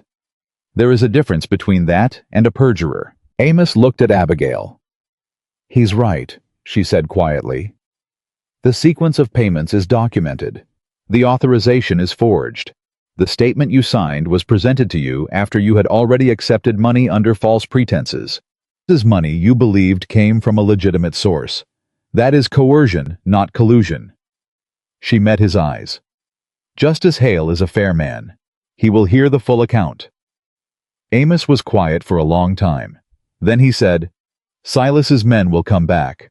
"Silas's men," Jonathan said, "will be occupied very shortly with explaining a fraudulent securities arrangement to a group of Richmond creditors who are about to discover they have been promised an asset that was never available to be promised." He looked at Amos steadily. "My wife has seen to that." Amos looked at Abigail again. Something in his assessment of her changed, or rather sharpened, as if he was seeing her correctly for the first time. "You're the lawyer's daughter," he said. "Edmund Mercer's girl." "Yes," she said. "Your father argued a case before the county court about 15 years ago," Amos said slowly. "Driver was accused of negligence in a carriage accident. Your father proved the harness had been improperly maintained by the stable, not the driver." He paused. "I was in the courtroom." Abigail was very still for a moment. "I didn't know that case," she said. "He won it," Amos said. "Stable owner was furious, but the driver went home." He looked at the documents on the table. "Edmund Mercer was the only attorney I ever saw who explained what he was doing while he was doing it. So the driver understood." He paused. "Not many of them bothered." Abigail looked down at the papers for a moment. Then she looked back up. "Will you come?" she said. Amos Reed's hands were still flat on the table. He looked at them for a moment, the broad, capable hands of a man who had pulled Jonathan Harwood away from a collapsing carriage in the dark, and then spent 3 years wishing he had done the next thing differently. "Yes," he said. Justice Benjamin Hale received them the following morning at his office in Millhaven County. He was 64 years old, meticulous in his manner and his record-keeping, and he had known the Harwood family for 30 years in the way that a county justice knows the prominent families in his jurisdiction, which is to say, well enough to know that what was publicly said about them and what was privately true were not always the same document. He read the payment timeline in silence. He examined the forged authorization with the reading glasses he kept on a ribbon around his neck, moving them close to the signature block and then far in the manner of a man who has been reading legal documents long enough to know where the weaknesses are likely to hide. He read Abigail's annotated analysis of the Kestrel trading receipts. He set all of it down and looked at Amos Reed. "You understand," he said, "that what you are about to tell me will be recorded under oath." "Yes, sir," Amos said. "And you understand that it will be legally inconsistent with a statement you previously signed?" "Yes, sir." "And you wish to proceed?" "Yes, sir." Hale looked at him for another moment. Then he nodded to his clerk, took up his pen and said, "Begin." Amos began. He told it the same way he had told it in the cabin, plainly, without dramatics, with the particular unvarnished quality of a man who has rehearsed a lie for 3 years and is now for the first time simply telling what he saw. Hale did not interrupt. He recorded. His clerk recorded. Abigail sat against the wall with her own papers and made her own notes. Jonathan sat beside the justice's desk in his wheeled chair and listened to the account of the night his brother died, and the night his own life broke, and he listened the way a person listens to something they have needed to hear for a very long time, but did not believe they were entitled to receive. When Amos finished, the room was quiet. Hale read back the deposition in full for confirmation. Amos confirmed each material point without wavering. Hale signed it. His clerk signed it. Amos Reed signed it. Abigail produced 3 copies she had prepared in advance, the original for the court record. One for a sealed bundle she addressed to the county post in Justice Hale's presence, and one she folded carefully and placed in the inner pocket of her document case. Hale watched her do this with an expression that combined professional approval and a certain wry recognition. "You prepared copies before you knew he would testify," he said. "I prepared for both outcomes," she said. "If he hadn't testified, I would have used the payment documentation alone. It's less complete but sufficient to demonstrate the forged authorization." Hale looked at her over his reading glasses. "Your father," he said, was an excellent attorney." "I know," she said. "I imagine working for men who paid you half of what you were worth was not a satisfying career," he said. "No," she agreed. "It was not." Hale made a sound that might have been a laugh under different circumstances. He gathered the deposition pages into a formal bundle and tied them with the red ribbon his office used for sealed documents. He looked at Jonathan. "Mr. Harwood," he said, "on the basis of the deposition taken this morning and the documentary evidence presented by your wife, I am satisfied that the original account of the Mill Creek accident was not prepared in good faith." He paused, choosing his words with the care of a man who understands that some words once said change the shape of things permanently. "The record of this court will reflect that the account was prepared under conditions inconsistent with voluntary testimony, and that the material facts as now established are inconsistent with the claim that you caused the death of your brother." Jonathan said nothing for a moment. Then he said, "Thank you, Justice Hale." Hale nodded once and looked away toward the window, giving Jonathan a moment that was not quite privacy, but was as close to it as the circumstances permitted. Abigail looked at her hands in her lap. She had the sealed copy of the deposition, and the full payment timeline, and the Kestrel trading analysis, and the thing she had set out to find when she first unlocked the record room door 12 days ago was now in 3 places simultaneously, and none of those places were anywhere Silas Harwood could reach them. She had expected to feel accomplished, resolved. The clean satisfaction of a complex problem correctly solved. What she felt instead was quieter than that and less easy to name. It was something closer to what she had felt watching Jonathan visit the South Fields and watching him talk to Thomas Calloway with the ease of a man who had remembered partway through the conversation that he was still himself. It was something to do with the particular value of things that had been damaged and had survived anyway. She was still thinking about this when Jonathan's hand came to rest on the arm of her chair. Not reaching for her hand. Just there. Adjacent. She looked at it. Then she set her own hand beside it, not quite touching close enough that the warmth was present. Neither of them said anything. They drove back to Ashbourne in the long summer evening, and Jonathan was quiet in the way he was quiet when something was being processed rather than avoided, and Gideon drove with the particular care of a man who understands that the people behind him need the silence. Amos Reed traveled with them as far as the county line, where he would stay the night at an inn and come into Millhaven the following morning to present himself at the court clerk's office as a formal witness to the deposition.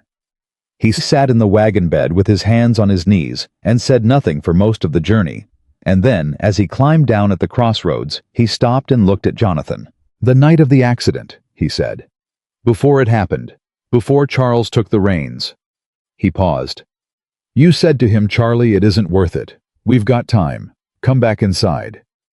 He paused again. "That's the last thing you said to him. I thought you should know." Jonathan looked at him for a long moment. "Thank you, Amos," he said. Amos nodded. He picked up his bag. He walked toward the inn without looking back, and the sound of his boots on the road faded. And then there was only the wagon and the summer dark, and the distant sound of Ashbourne's fields settling into evening. Jonathan turned his face away from the road toward the dark fields on his right, and Abigail heard him take a breath that was slow and deliberate, and carried something inside it that was not quite a sound, and not one. She did not look at him directly. She looked at the road ahead and let him have the moment without an audience, because she understood that this was the kind of thing a person needed to feel without the weight of being witnessed. But she reached across and put her hand over his where it rested on the wagon seat. He turned his hand over and held hers.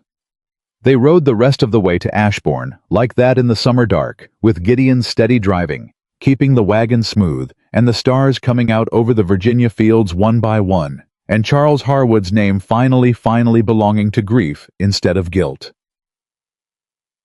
They arrived at Ashbourne to find Silas Harwood's carriage in the drive. It was a fine carriage, finer than anything Ashbourne had produced in 3 years, which was, Jonathan reflected, probably the point. Silas had a gift for the kind of message that required no words. Silas himself was in the front parlor, which Mrs. Bell had clearly refused to uncover for him, and which he had uncovered himself, standing with one hand on the draped back of a chair, and an expression of careful arranged pleasantness that did not quite reach the part of his face below his eyes.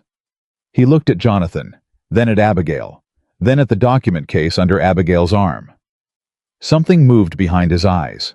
"Jonathan," he said warmly, "and Mrs. Harwood, I hope the journey was not too fatiguing." "Silas," Jonathan said. His voice was level and completely without warmth. "What do you want?"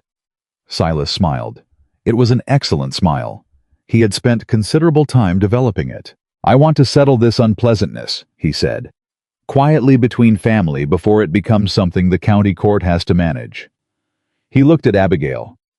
"I understand you have been reviewing the estate accounts. I imagine you have found anomalies. Estate management is a complex business, and Gideon Goodman that he is not a trained accountant." "No," Abigail said pleasantly. "He's not. That's why I reviewed the accounts myself." Silas's smile held. "I'd like to speak with you privately, Mrs. Harwood," he said. "Woman to well, between two people of practical sense. I believe I can offer you something that makes this situation considerably more comfortable for everyone." "How much?" Abigail said. Silas blinked. "I beg your pardon." "How much are you going to offer me?" she said. Her voice was the same tone she used in the record room, even specific without emotion. "I want to hear the number before we go any further." Silas looked at Jonathan, then back at Abigail. $5,000, he said. "Placed in an account in your name, not subject to coverture, free for your use.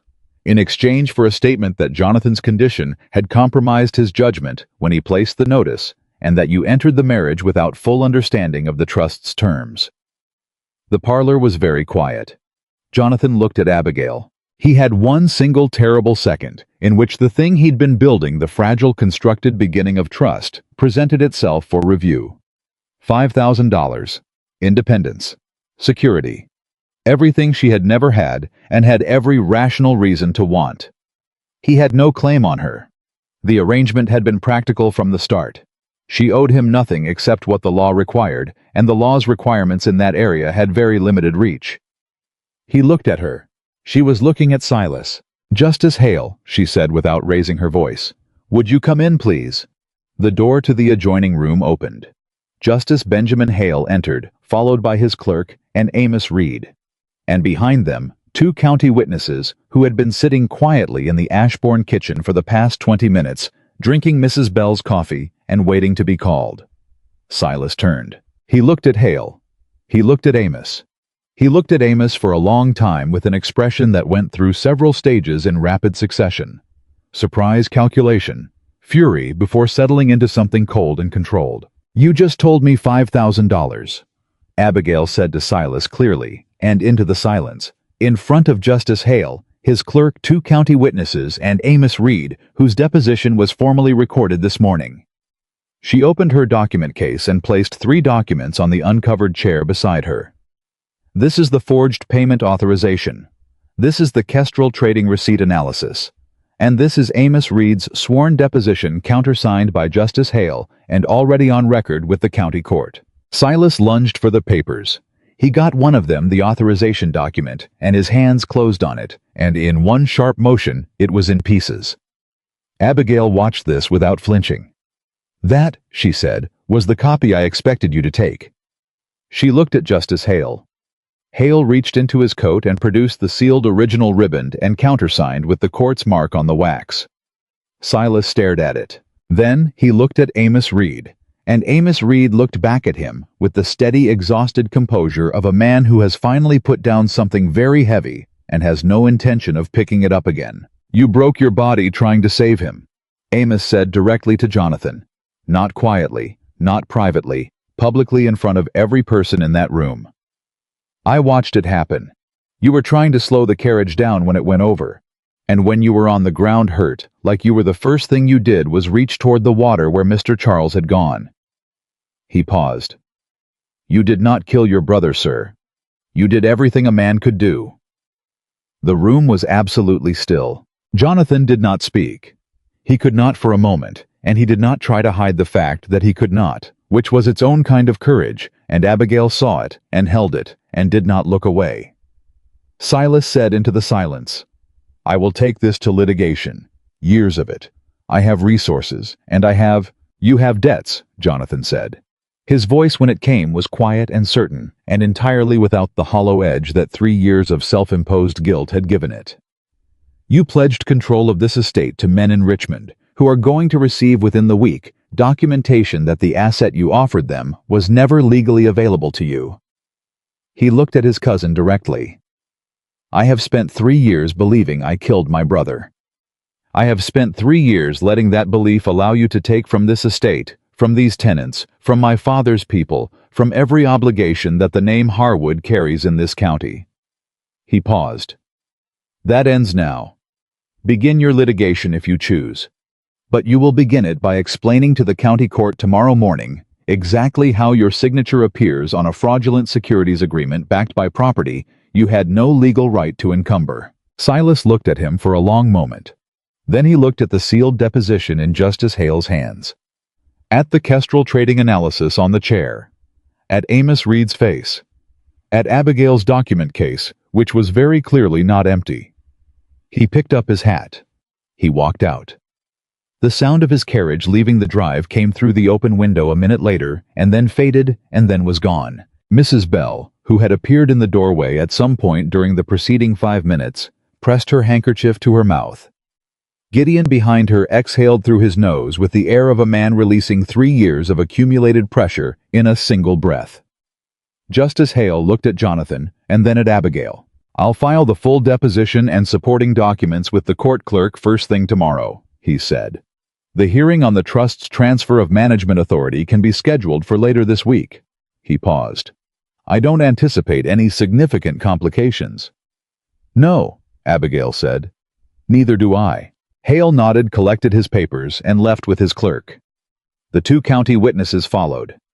Amos Reed shook Gideon's hand and allowed Mrs. Bell to press food upon him with the determined generosity of a woman who has been waiting to do something useful for several hours. And Jonathan Harwood sat in the uncovered parlor of Ashbourne Farm, in the house where his father had lived and his brother had grown up, and where 3 years of accumulated silence and guilt and stolen accounts had been building in the dark, and he sat in it without flinching for the first time, and looked at the woman standing 3 feet away from him and said, You knew he was going to come.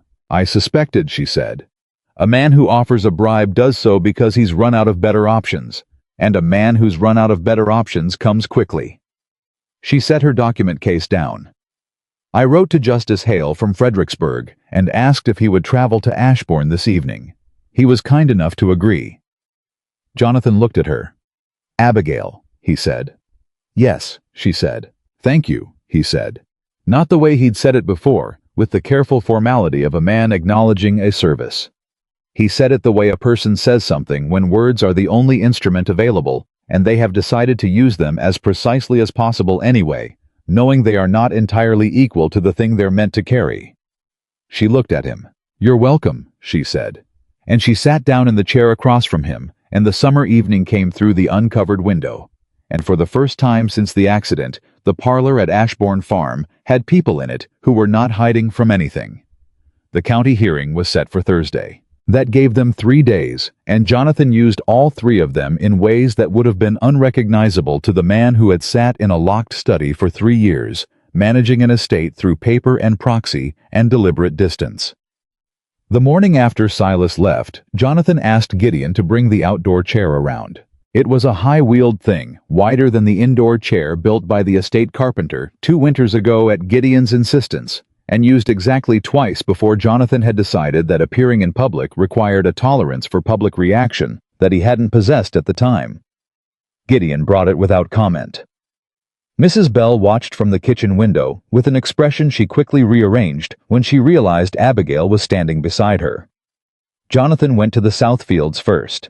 He had told Abigail he would back in the steward's office what felt like a lifetime ago, and he was a man who kept his word even when he'd given it quietly and without witnesses. Thomas Calloway was there as Abigail had said he would be checking the drainage leveling he'd put in the previous spring. Calloway was a deliberate man in his 40s who had farmed the northeast section of Ashbourne for 11 years, and when he looked up and saw Jonathan coming along the field road in the outdoor chair, he did not perform surprise or excessive welcome. He simply tipped his hat and said, "Morning, Mr. Jonathan. Come to look at the leveling." "I have," Jonathan said. They spent 40 minutes in that field. Calloway explained the drainage in the patient-specific way of a man talking about something he actually understands, and Jonathan asked questions that made it clear he understood the answers, and by the end of it, something had shifted between them. A recalibration, quiet and mutual, of a working relationship that had been conducted through paper intermediaries for 3 years and had now re-established its direct line. When Jonathan came back to the house, Abigail was in the record room. She was always in the record room, but she came out when she heard the chair in the hallway and looked at the mud on the wheels and said nothing, which was the most eloquent nothing Jonathan had heard in some time. "Calloway's leveling is excellent," he said. "I thought it might be," she said. She went back to work. He went to the steward's office, and the house moved around them with the particular quality of a place that is beginning carefully to remember how to function. That afternoon, the first of the apologies arrived. It came in the form of Reverend Pratt, who appeared at the front door with his hat in his hands, and the particular expression of a man who has been composing his approach for several days and is still not fully satisfied with it. Mrs. Bell showed him to the sitting room, which she had uncovered that morning without being asked. Jonathan received him alone. Pratt was not a bad man. Jonathan had known this before the wedding and knew it still. He was a man who had allowed social pressure to govern a decision that should have been governed by something else, and he knew it, and the knowing had clearly been its own punishment for the past 2 weeks. "I should have spoken," Pratt said. "He didn't dress it up." When Silas's people began telling this county that Miss Mercer wouldn't come, that she'd been paid not to come. "I should have said something. I knew the license was valid. I knew you were entitled to the ceremony." He paused. "I said nothing because the Harwood family has contributed significantly to this parish, and I was a coward, Jonathan. I'm sorry." Jonathan looked at him for a long moment. "You married us," he said. "When she walked in, you didn't stop the ceremony. You didn't side with Wren." "That's a low bar," Pratt said. "It's the bar that was available that morning," Jonathan said. "And you cleared it." He paused. "I'll accept your apology, Aldous. And I'll tell you plainly that what I need from you now is not guilt. I need the church register to reflect the marriage accurately, and I need the county to hear from its minister that the ceremony was legitimate and voluntary." Pratt straightened. "Done," he said. "Already done. I recorded a full notation in the register the morning after the wedding. And I have spoken to every family in my congregation who asked me about the validity of your marriage." He paused. "I've told them the truth." "Good," Jonathan said. Pratt left with something restored in his posture that had not been there when he arrived, and Jonathan sat in the uncovered sitting room for a moment before going to find Abigail. She was reviewing the Kestrel Trading final summary when he came in. She looked up. "Pratt," he said. "He apologized." "I know," she said. "Mrs. Bell told me. How was it?" "Better than I expected," he said. "He didn't make it about himself." "That's rare," she said. "Yes," he agreed. He sat across from her. "There will be others. Some of them will be genuine. Some of them will be social maneuvering families who want their position with Ashbourne restored now that Silas is gone." He paused. "I don't know yet how to tell the difference." Abigail set her pen down. "You'll know," she said, "by what they offer. The genuine ones will offer something inconvenient to themselves. Information about Silas's operations testimony. Practical assistance with the estate repairs. The social maneuverers will offer dinner invitations and compliments." She held his gaze. "Except the first kind. Delay the second kind until they either become the first kind or lose interest. Jonathan looked at her. "You've been thinking about this," he said. "Since the day I read the trust," she said. "Your social rehabilitation is part of the estate's financial recovery. Ashbourne's creditworthiness in this county depends partly on your standing in it." She paused. "That's the practical reason. The other reason is that you spent 3 years being punished for something you didn't do, and the people who administered that punishment don't get to decide when it's convenient to stop." Jonathan was quiet. "Accountability through action," he said. "Yes," she said. He looked at her for a moment with the particular quality of attention that had been developing over the past 2 weeks. Not the careful assessing look of the first days, but something more settled, more sure of what it was looking at. "What about you?" he said. She blinked. "What about me? You have been managing this estate, managing this investigation, managing me." He said the last word without self-pity, just as fact. "And I have not once asked what you need from any of this." The question appeared to catch her entirely off guard, which told him something significant about how rarely it had been directed at her. She looked at her hands for a moment. "The record room," she said finally. "I'd like to continue maintaining the accounts, properly going forward, not as a crisis measure, but as an ongoing arrangement." She paused. "I'd like to train someone to assist me. A young clerk from the county paid a fair wage acknowledged openly as working for the estate." "Done," Jonathan said. "I'd like access to the legal correspondence that comes to Ashbourne," she said. "All of it. Not summarized by Gideon, not filtered through an attorney's interpretation. The actual documents." "Done," he said. She looked up. I'd like," she said and stopped. "Yes," he said. "I'd like not to be the only person at this estate who asks those questions," she said. It came out carefully, precisely, with the quality of a woman saying something true that she has not previously felt entitled to say. "I have spent 7 years managing every situation by myself, because there was no one who would manage it with me. I'm not accustomed to being asked, and I find that I would like to become accustomed to it." Jonathan looked at her for a long moment. "Then I'll keep asking," he said. She looked at him with an expression that moved through several states in quick succession. Surprise, assessment, and then something that settled into something simpler and warmer than she probably intended to show. She picked up her pen and went back to the Kestrel summary, and Jonathan sat across from her and worked on the tenant review Gideon had prepared, and the afternoon went by in the particular quality of shared productive quiet that is its own kind of intimacy. The Thursday hearing was not dramatic.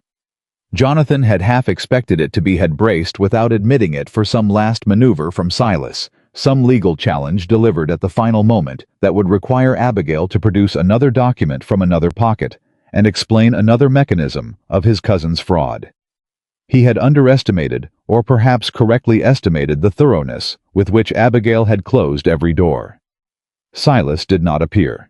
His attorney, not Ferris, who had apparently declined further involvement once presented with the full evidence, but a younger man from Richmond, who had taken the brief without full information and was visibly regretting it, appeared and offered a statement that the client was prepared to accept the court's ruling on the trust transfer. Justice Hale read the deposition into the record. He entered the forged authorization and the Kestrel trading documentation as exhibits. He entered the payment timeline. He read the relevant sections of the elder Harwood's trust, which were admirably clear on the transfer conditions. Then he looked over his reading glasses at the Richmond attorney. "Is there any challenge to the validity of the marriage between Jonathan Harwood and Abigail Mercer, née? Mercer performed on the 14th of July in the presence of Reverend Aldous Pratt and 2 additional witnesses." The attorney said, "No challenge is offered at this time." "Is there any challenge to Mr. Harwood's legal competency to enter that marriage?" A pause. "No challenge is offered." "Is there any challenge to the transfer of full management authority over the Ashbourne Farm Trust to Jonathan Harwood, as the conditions of the trust have been met?" Another pause. The attorney looked at his papers, found no support in them, and said, "No challenge is offered." Hale removed his reading glasses. "Then the court finds that the conditions of the Harwood Testamentary Trust have been met in full," he said. Management authority transfers to Jonathan Harwood, effective today. The forged authorization document and fraudulent securities arrangement are referred to the county prosecutor for review. This hearing is concluded. He closed his record book. It was over in 40 minutes. Jonathan sat in his wheeled chair outside the courthouse afterward in the summer heat, and Abigail stood beside him, and Gideon stood 3 feet behind them, with the particular expression of a man exercising heroic restraint with regard to visible emotion. And Jonathan looked at the county road and the familiar storefronts of Millhaven and said, "That's it." "That's it," Abigail confirmed. 40 minutes, he said. "The law is frequently anticlimactic," she said. The evidence was complete. There was nothing left to argue. Jonathan looked at the road. "My father built this estate across 40 years, he said. It was what he had said to Wren in the church on the morning of the wedding, which felt now like it had happened in another life. He buried a wife and a son on that land." "Yes," Abigail said. "He trusted the name to mean something," Jonathan said. "Not the property, the name." Abigail was quiet for a moment. "I think it does," she said. "I think it did even when you couldn't see it. The Calloway family maintained that drainage without being asked. Mrs. Bell stayed without full wages. Gideon drove to Fredericksburg on an icy road with his own money for the inn." She paused. "People don't do those things for a name that means nothing." Jonathan looked at her. He had been looking at her, he realized, with increasing frequency and decreasing pretense about the reason. He had been telling himself with the self-protective logic of a man who had learned to be very careful about what he allowed himself to want, that his attention was practical, that he was observing a colleague, that the particular quality of regard he had developed for this woman was the natural result of proximity and shared purpose, and nothing more requiring than that. Howe was no longer persuaded by this argument. "Why did you smile?" he said. "In the church, when you came in." Abigail looked at him. The question had been building between them since the wedding morning, neither fully asked nor fully avoided, and now it was out, and they both knew it. "I'll tell you," she said. "But not here." "When?" he said. "Tonight," she said. "At Ashbourne." He held her gaze for a moment, then nodded, and Gideon brought the wagon around, and they went home. The news about Silas reached them before they did. Gideon heard it from the county post rider who passed them on the Ashbourne Road. Silas Harwood had been seen at the Richmond ferry crossing 2 days prior with 2 trunks and no apparent forwarding address. His Richmond townhouse had been locked by his creditors the morning after the hearing notice was filed. His carriage, the fine one, the one he'd parked in Ashbourne's drive, as a message had been seized by the same creditors the following day. He had not faced the court. He had calculated correctly that the evidence made facing it inadvisable, and he had made the decision that men of his particular character make when the alternative to flight becomes too clearly defined. Jonathan received this information with less satisfaction than he'd expected to feel. "He's gone," he said. "He's gone," Gideon confirmed. "He'll be someone else's problem," Jonathan said. "Probably," Gideon said. "But not ours." Jonathan thought about this for the rest of the ride. He thought about the 11 years Silas had spent as a guest at Ashbourne events at his father's table at Charles's birthday celebrations. He thought about the conversations he'd had with Silas over those years. The man's particular talent for appearing to agree with you while privately holding a position. So different, it might as well have been a different language. He thought about the winter after the accident, when Silas had been so attentive, so present, so reliably there, with condolences and practical suggestions, and he thought about what that attention had actually been measuring. He did not feel vindicated. He felt primarily tired, the particular tiredness of a person who has been holding something heavy for a long time and has just been allowed to set it down. "Gideon," he said. "Sir. When we get back, I want to start the tenant meeting. We've been putting off. All of them. I want to speak to them directly about the back rents and the repair schedule." He paused. "No more paper. No more proxy." Gideon was quiet for a moment. "Yes, sir," he said, and his voice was the voice of a man who has been waiting 3 years to hear those words. They ate dinner that evening with the windows open for the first time. Mrs. Bell had made something proper. Not a tray, not a hasty kitchen meal, but an actual dinner with the good dishes that had been packed away and which she now produced without comment, setting them on the dining table with the manner of a woman reclaiming territory she had ceded under protest. Gideon joined them, which he had never done before, and which Mrs. Bell enforced with the quiet authority of a woman who has decided how things are going to be. Amos Reed, who was staying the night before his return to Fredericksburg, sat at the far end and ate with the careful gratitude of a man who has been welcomed somewhere he did not expect to be welcome. It was in most respects an ordinary dinner. People passed dishes. Mrs. Bell corrected Gideon's account of the Fredericksburg road. Amos told a story about the elder Harwood's horses that made Jonathan laugh. Actually laugh out loud with his whole face in a way that made everyone at the table briefly stop what they were doing and then pretend they hadn't. Abigail watched him laugh and felt something shift in her chest that she had been declining to name for approximately 10 days. She named it now.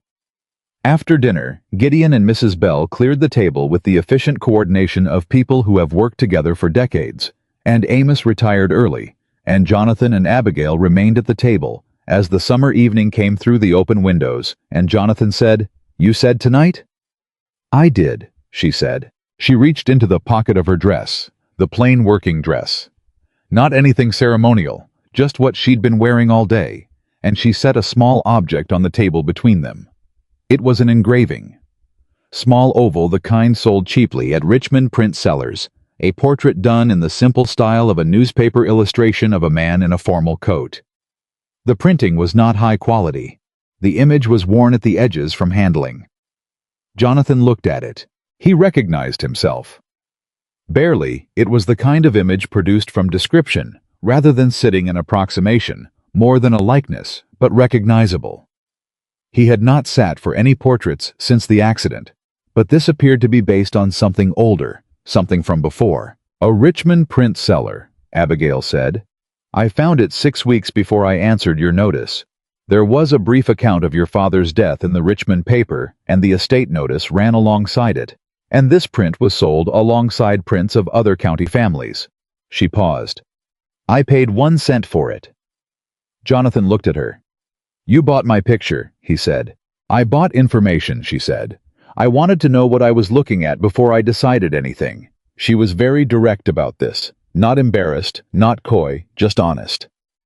"I studied it. I tried to read a man from an approximation and understand whether the situation was what I thought it was." "And what did you conclude?" he said.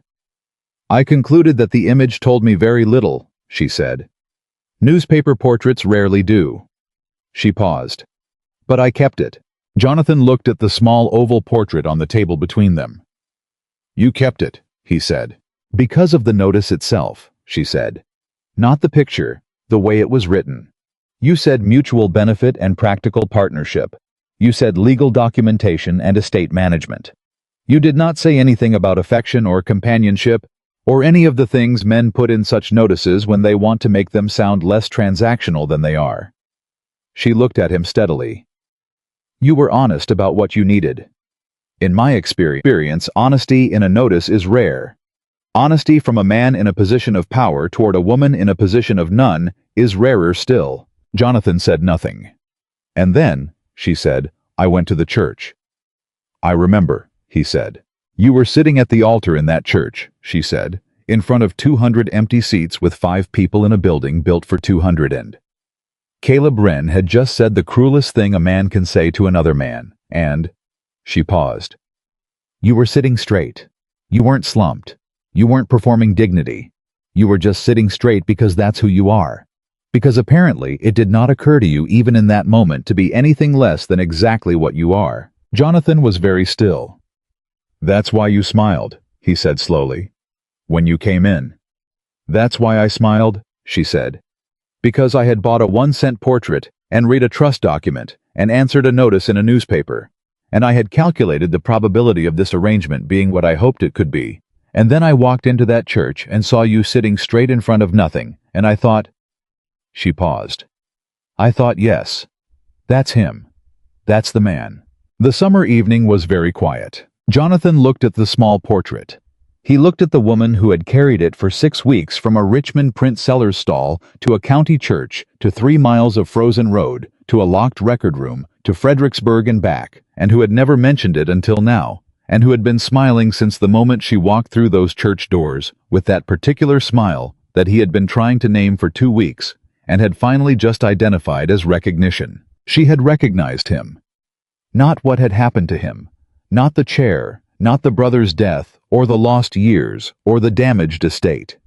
She had seen through all of that to the thing underneath, and she had recognized it as something she already knew the value of.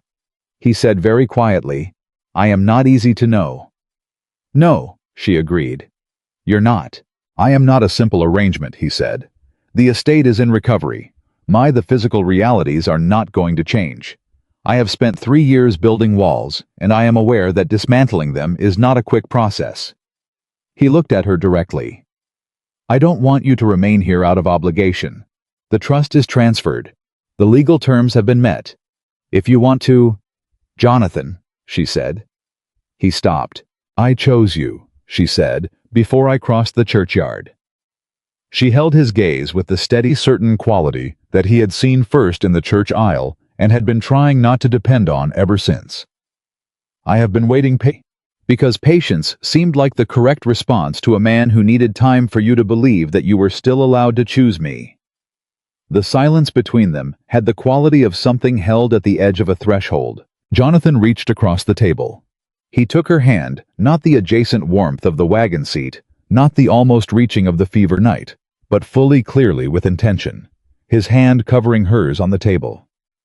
"Then I choose you," he said, "if you'll have me as I am." "I have been having you as you are for 2 weeks, she said, and there was something in her voice that was warm and precise, and unmistakably Abigail honest to the last syllable. "I don't know what else I would do with any other version." He looked at her for a moment. Then he brought her hand up and pressed it briefly to his mouth, and it was not a grand gesture. It was small and certain, and completely without performance, and when he lowered her hand, she did not take it back. "The portrait," he said after a moment. "Yes," she said. "It doesn't look much like me," he said. "No," she agreed. "It really doesn't." And she smiled the smile he had been watching since the church, and he finally understood with the completeness of a man who has just been given the key to a lock he'd been examining for weeks exactly what it meant. It meant, "I came anyway."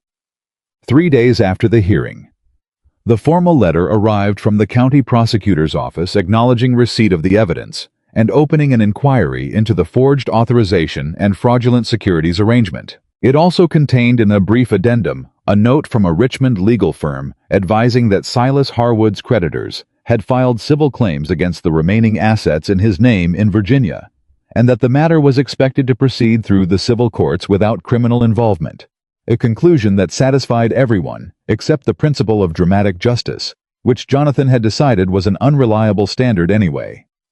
He showed Abigail the letter over breakfast. She read it, set it down, and said, "Good." "That's all," he said. "What else is there to say?" she said. "The legal mechanism is working as designed. The evidence is in the court record. The outcome will follow." She poured her coffee. "I find I'm not very interested in Silas at the moment." Jonathan looked at her. "What are you interested in?" he said. She thought about it genuinely, not rhetorically, but with the real consideration of a woman who has spent her whole life managing what was necessary and is only recently beginning to ask what she actually wants. "The East Tenant cottages need significant roof repair," she said. 3 of them are in a condition that will cause problems before winter. I'd like to prioritize those before anything in the main house." She paused. "And the clerk I want to hire. There's a young man named Samuel Oakes, 19, currently copying deeds for Alderman and Fitch for half what they pay their male clerks. He's fast, and he's meticulous, and he will leave the moment someone offers him fair wages." She looked at Jonathan. "I'd like to offer him fair wages before someone else does." Jonathan looked at his breakfast plate for a moment. Then he looked up. "Draft the offer letter," he said. "I'll sign it." She nodded. "And the roof cottages," he said. "I'll talk to Gideon this morning." She nodded again and reached for her own breakfast. All of it this time, without the old habit of stopping halfway, and Jonathan noticed this without saying so, and the morning went on. That afternoon, the first neighbor arrived with accountability. His name was Carter Webb, and he owned the adjacent farm to the north of Ashbourne and had been a regular guest at Harwood dinners for 15 years before the accident and had not set foot on the property since. He came not with an invitation or a formal call. He came with 4 farmhands, a load of lumber in a wagon, and a request to speak to Gideon about the East Tenant Cottage roofs. He had heard through the particular rapid information network of rural Virginia that the cottages needed work. He had lumber available. He was offering it. Gideon came to find Jonathan. Jonathan looked at him for a moment. Then he said, "Tell him yes, and invite him to stay for supper." Webb stayed for supper, and while he was there he told Jonathan with the blunt directness of a man who has decided to do something and is going to do it without dressing it up that he had known about Silas's Kestrel Trading Company 6 months ago through a business contact in Richmond. He had not said anything because he had not been certain of the connection, and because Jonathan had not been receiving visitors, and because he stopped and then said because he had been a coward and he was sorry for it. Jonathan said, "You came with lumber." "Yes," Webb said. "That's more useful than most apologies." Jonathan said, "Come back on Saturday. We're starting the east roof repairs, and I need someone who knows how to direct farmhands who aren't going to do what Gideon tells them." Webb looked at him, a slow, genuine smile. "Yes, sir," he said, and he meant it. After he left, Abigail found Jonathan in the hallway and said, "That was well done." "I had good advice," he said. She tilted her head slightly. "Accountability through action," he said. "Except the first kind." She looked at him with an expression he had come to think of as her version of warmth. Not demonstrative, not soft exactly, but present in a way that was deeply specific to him, and which he had stopped pretending he didn't notice. "Yes," she said. "That's right." He reached out and straightened the cuff of her sleeve. A small practical gesture, the kind that belongs to people who have moved past the formal stage of a relationship without quite having a ceremony to mark the transition. And she looked at his hand and then at his face, and the warmth in her expression became something more direct. "I asked Gideon about a legal matter this morning," Jonathan said, keeping his voice even with the particular effort of a man about to say something important, and committed to saying it simply. "What matter?" she said. "There's a legal instrument," he said. "Under Virginia equity law.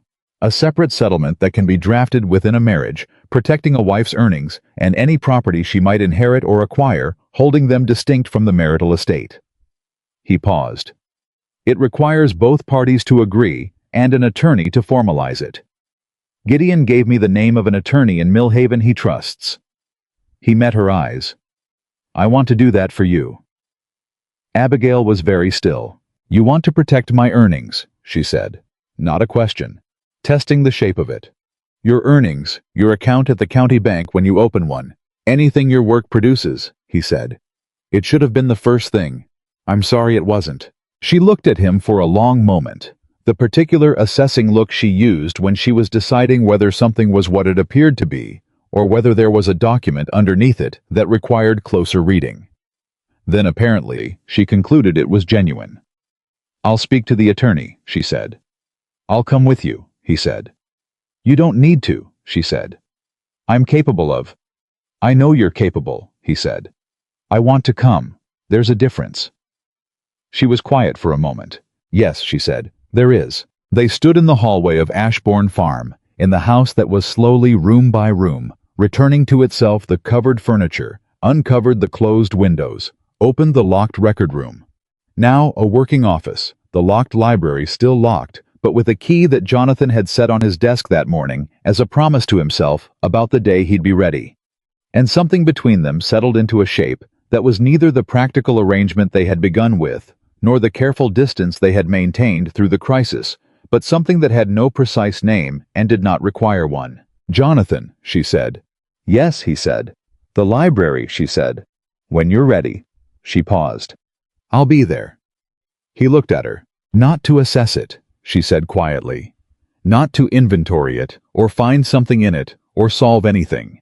Just—" She paused again with the slight difficulty of a woman who has spent her whole life translating everything into utility and is learning carefully to speak a different language. Just because it was his room, and it should be a room again, and you shouldn't have to go into it alone. Jonathan looked at the key on his desk, visible through the open study door. He looked at Abigail. "Not today," he said. "No," she said. "Not today." "But soon," he said. "Soon," she agreed. And the summer afternoon moved through the house, and somewhere in the east wing, Gideon was reviewing the roof repair schedule with the precision of a man who has waited 3 years for this particular task. And Mrs. Bell was teaching someone from the tenant farms how to maintain the kitchen accounts in the method Abigail had established. And Ashbourne Farm breathed around all of them, like a thing that has been held underwater and has finally carefully been allowed back to the surface. The East Tenant cottage roofs came first. Jonathan had been clear about that, and the clarity itself was a kind of statement to the county, to the tenants, to the people who had watched Ashbourne Farm close itself off for 3 years, and were now watching it open back up with the cautious attention of neighbors who have learned not to trust recoveries that announce themselves too loudly. He did not announce this one. He simply started work on the roofs and let the work speak. Carter Webb came back on Saturday as promised, with his farmhands and his lumber, and the no-nonsense coordination of a man who has built things before and knows the difference between supervised labor and performed supervision. He and Gideon worked out the repair sequence in 20 minutes with the blunt efficiency of 2 people who respect each other's competence, and by noon, the first cottage had its damaged section stripped back and the framing assessed. Jonathan was there. I was there every day that week. Not directing Gideon and Webb had that managed but present. Visible. Talking to the tenants when they came out to see the work. Learning again the particular names and faces and situations that he had managed for years through paper and had lost in those 3 years of locked doors to abstraction. The Calloway family. The Dolan brothers who came with their hats in their hands and a clear expectation of consequences for the 18 months of missing wheat rent that Abigail had found in the ledgers.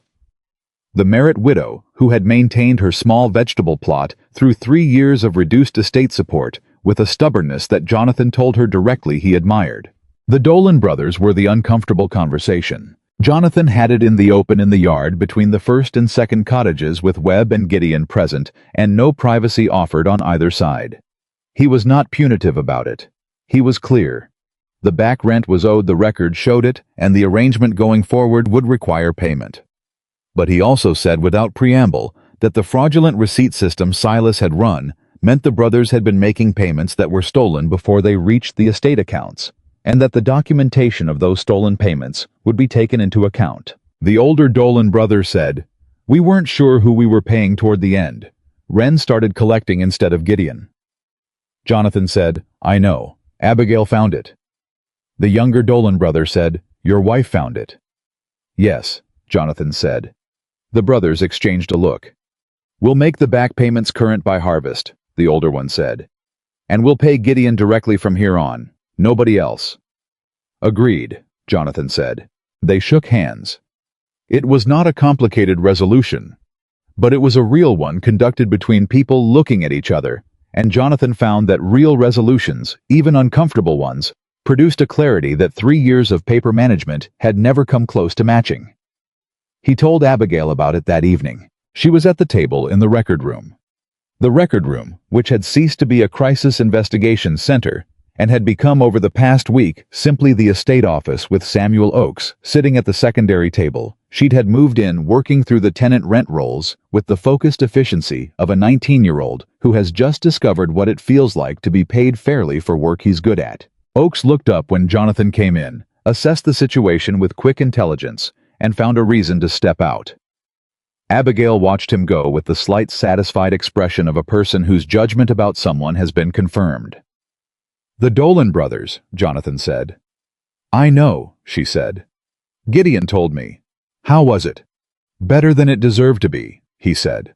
"They were honest about the Wren payments. I think they were more relieved than anything." "People usually are," she said, "when the thing they've been dreading turns out to be survivable." Jonathan looked at her. "Speaking from experience," he said. She held his gaze for a moment. "Yes," she said simply. He sat across from her. Outside, the summer evening was doing what Virginia summer evenings do, the heat easing by degrees, the light going golden and long, the sound of the farm at the end of a working day settling into a different register. 3 families have asked for a supper, he said. A social gathering at Ashbourne. Carter Webb's wife sent a note this afternoon. What kind of supper? Abigail said. The kind where people who want their relationship with this estate restored come to demonstrate that they're the kind of people worth restoring it with, he said. He paused. Or the kind where people who genuinely want to mark a change come to do exactly that. Can you tell which is which? She said. The Webb family falls in the second category, he said. Carter Webb came with lumber. His wife is not a woman who attaches herself to gestures her husband hasn't meant. He paused. Reverend Pratt asked to include the tenant families and the estate workers in the same gathering. Abigail looked at him. That's not a social supper, she said. That's a community event. Yes, Jonathan said. I think that's what he meant. She was quiet for a moment. Say yes, she said. I already did, he said. She looked at him with the warm, particular expression that had been developing in her face over the past weeks. The one that was specific to him, the one she had stopped trying to manage or moderate. Good, she said. It will be held in the south yard, he said. By the old elm. The tenants know that ground. It's their gathering, too. Abigail set her pen down. Jonathan, she said. That is exactly right. He looked at her for a moment.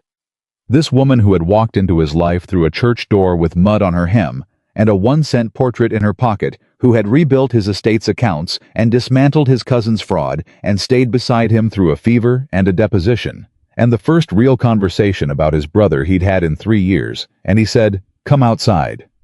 She looked up. "The Ledgers," she started. "Will be there tomorrow," he said. "And Samuel Oakes is an excellent clerk." He held out his hand. "Come outside, Abigail. It's a fine evening, and I'd like to show you the Southfields at this hour." She looked at his outstretched hand. She looked at the Ledgers. She looked back at his hand. She took it. The Southfields at that hour were something Jonathan had missed for 3 years without letting himself know he missed them. The way the late summer light came across the tobacco rows and turned everything amber and specific, the way the air smelled of warm earth and growing things, the way the whole working world of Ashbourne spread out in a scale that was both large and comprehensible, that said, this is real, this is yours, this continues. He moved the outdoor chair along the field road, and Abigail walked beside him, and they didn't talk for a while, and not talking was its own kind of fullness. She broke it first. "I want to tell you something," she said. "All right," he said. "I was afraid," she said. "The morning of the wedding, when I was walking the last mile." She said it without drama, without any of the self-protective distance she usually applied to admissions of vulnerability. Just the plain fact of it. The wagon driver turned back, and I was standing in the road with my valise, and I knew how far I still had to go, and I thought, what if I've calculated this wrong? What if I've read the situation correctly, but read the man incorrectly? Jonathan kept his hands on the chair wheels and looked at the field ahead. "What made you keep walking?" he said. "I had already committed," she said. "Not to the arrangement, to my own judgment." She paused. "I have spent my entire adult life trusting my reading of legal documents because documents don't lie to you the way people do. They may be forged or misleading, but their inconsistencies are findable if you look carefully enough. I had read everything available about you, and I had made my best assessment, and I had decided to trust it." She paused. Turning back would have meant deciding I was wrong before I had evidence that I was wrong, and I did not have that evidence. "So you kept walking," he said. "I kept walking," she said, "and I was afraid for most of those 3 miles. Jonathan stopped the chair. He turned it slightly so he was facing her there in the amber field light, and she looked at him with the particular steadiness he had come to understand, was not the absence of feeling, but the management of it. The deep, disciplined composure of a woman who had learned very early that feelings were safest when they were precise. "You didn't look afraid," he said, "when you came through those doors." "I know," she said. "I saw you." She held his gaze. "And I told you the fear went somewhere else." He looked at her for a long moment. I was afraid too, he said. I was not going to say that. I know, she said, and there was something in her voice that was warmer and less managed than usual. Not of you, he said, of wanting this to work. The wanting itself. After 3 years of not wanting anything, the wanting felt dangerous. She nodded. She understood this exactly. Is it still dangerous? She said. He looked at her. No, he said. It feels like the South Fields at this hour, like something that's been waiting and is finally being looked at. She was very still for a moment. Then she reached out and put her hand on the arm of his chair, not on his arm, not yet, but on the chair itself, which in its way was its own territory, and the gesture said, I am standing here. I am standing here with all of this. Not managing it, not working around it. With it. He covered her hand with his. They stayed like that for a while in the summer evening, in the South Fields that the Calloway family had maintained without being asked, and neither of them needed to say anything more, because some things do not require words when the evidence is sufficiently complete. 2 weeks later, Samuel Oakes made a discovery in the old correspondence that stopped him cold enough to bring the papers directly to Abigail, rather than filing them in the system she had taught him. She read the letter. Then she read it again. Then she went to find Jonathan. Howe was in the steward's office with Gideon going through the harvest projections, and he looked up when she came in with the particular quality of attention he gave her now, immediate, specific, none of the managed distance of the early days. She set the letter on the desk in front of him. It's from your father, she said. Dated 4 months before he died. It was filed in the wrong bundle correspondence from 1814 instead of 1812. Samuel found it when he was reorganizing. Jonathan picked it up. It was addressed to a Richmond attorney he didn't recognize. The handwriting was shaky, consistent with the physician's records. Abigail had found consistent with a man in the final months of a long illness, but the language was clear and deliberate, the language of a man who still knew exactly what he meant to say. Jonathan read it. He read it once, and then he set it down, and he was quiet for a moment that had a different quality than his usual silences. He knew, Jonathan said. He knew about the payments, Abigail said carefully. He couldn't prove it. The letter is instructing the attorney to begin a quiet inquiry into the Amos Reed payments and the estate discrepancies. He was trying to build the same case we built. She paused. He died before the attorney could complete the work. Jonathan looked at the shaky handwriting. At his father's careful, deliberate sentences constructed by a man who was running out of time and knew it, and was spending what time he had, trying to protect his surviving son from a fraud that son would not be able to see coming. Howe was trying to tell me, Jonathan said. He was trying to prove it for you, Abigail said, so that when he was gone, you would have something to stand on. She paused. He couldn't finish it. Jonathan was very still. But you did, he said. Abigail looked at the letter. We did, she said. Jonathan set the letter down on the desk with the careful precision of a man handling something valuable. And he looked at his hands for a moment, and then he looked at Gideon, who had been standing at the edge of the room, with the expression of a man experiencing a number of feelings he would not be expressing directly.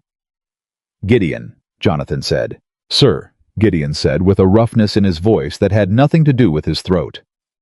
My father trusted you with this estate, Jonathan said. For 3 years when I couldn't. I know what that cost you. He paused. I know what it cost you to watch what Silas was doing and not be able to stop it through proper channels. I know you tried. He held Gideon's gaze. Thank you. Gideon pressed his lips together and nodded once sharply in the manner of a man confirming a military order. Yes, sir, he said. Then he cleared his throat. The harvest projections are looking strong on the northeast section, if the weather holds. If the weather holds, Jonathan agreed, and they went back to work because Ashbourne Farm had a harvest coming, and that was real and present and required attention. And Jonathan Harwood had learned these past weeks that the demands of a living estate are not an interruption of the important things, but are themselves the important things, the proof that something continues. The community supper was held on a Saturday in late August, when the heat had begun to have its first intimation of the change coming, that particular quality of Virginia late summer, when the light angles differently, and the air in the morning has a coolness that isn't there by noon, but was there briefly as a reminder. Reverend Pratt organized the gathering with the quiet efficiency of a man doing penance through usefulness, which was the form of accountability Jonathan had decided to accept from him. The Tennant families came. The Calloway family brought their children. The Merritt widow brought preserves she had been making from her garden plot presented to Mrs. Bell with the directness of a woman making a contribution, not a gesture. Carter Webb came with his wife, who was a sharp-faced, practical woman named Margaret, who shook Abigail's hand and said, "You rebuilt those accounts from 3 years of Silas's mess in less than a month. I'd like to know how." "Carefully," Abigail said. Margaret Webb looked at her with the recognition of one competent woman identifying another. "Come to tea next week," she said. "I have a land matter I've been trying to get an attorney to explain to me for 6 months without the explanation becoming an invoice." Abigail said, "Wednesday afternoon." "Wednesday afternoon," Margaret agreed. Justice Hale came with his clerk and a bottle of Virginia wine and said nothing particularly formal, which was its own formality. Amos Reed came from Fredericksburg, invited by Jonathan directly in a letter that had taken 3 attempts to write, and which said in the end, simply, "You came when it mattered. I hope you'll come again." Amos came. He sat with Gideon and the farmhands, and ate Mrs. Bell's cooking with the appetite of a man who has been living alone in a cabin for 3 years and has been presented with the alternative. He did not speak much.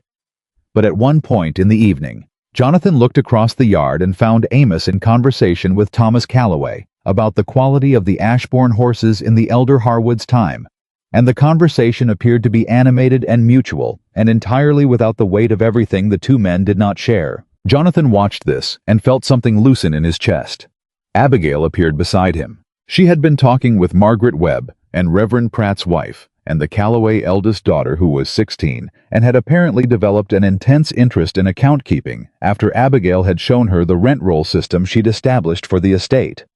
Abigail had the particular look she got when a conversation had been genuinely interesting to her, a warmth that was not performed, a presence that was not managing anything. "Amos is all right," Jonathan said, nodding toward the far end of the yard. She looked. "Yes," she said. "I think he is." "He's going to stay in Mill Haven," Jonathan said. "He told Gideon last week. He's looking for work at the mill." He paused. "I told Gideon to tell him that Ashbourne has a position if he wants it, managing the carriage house and the outdoor horses." He paused again. "I haven't told him directly." Abigail looked at him. "You're going to, though," she said. "Tonight," he said. "Before he leaves." She nodded. "Jonathan," she said. He looked at her. "Your father would be proud," she said. Not softly, not with any of the careful distance she might have used a month ago. Just directly, the way she said things that were true and important.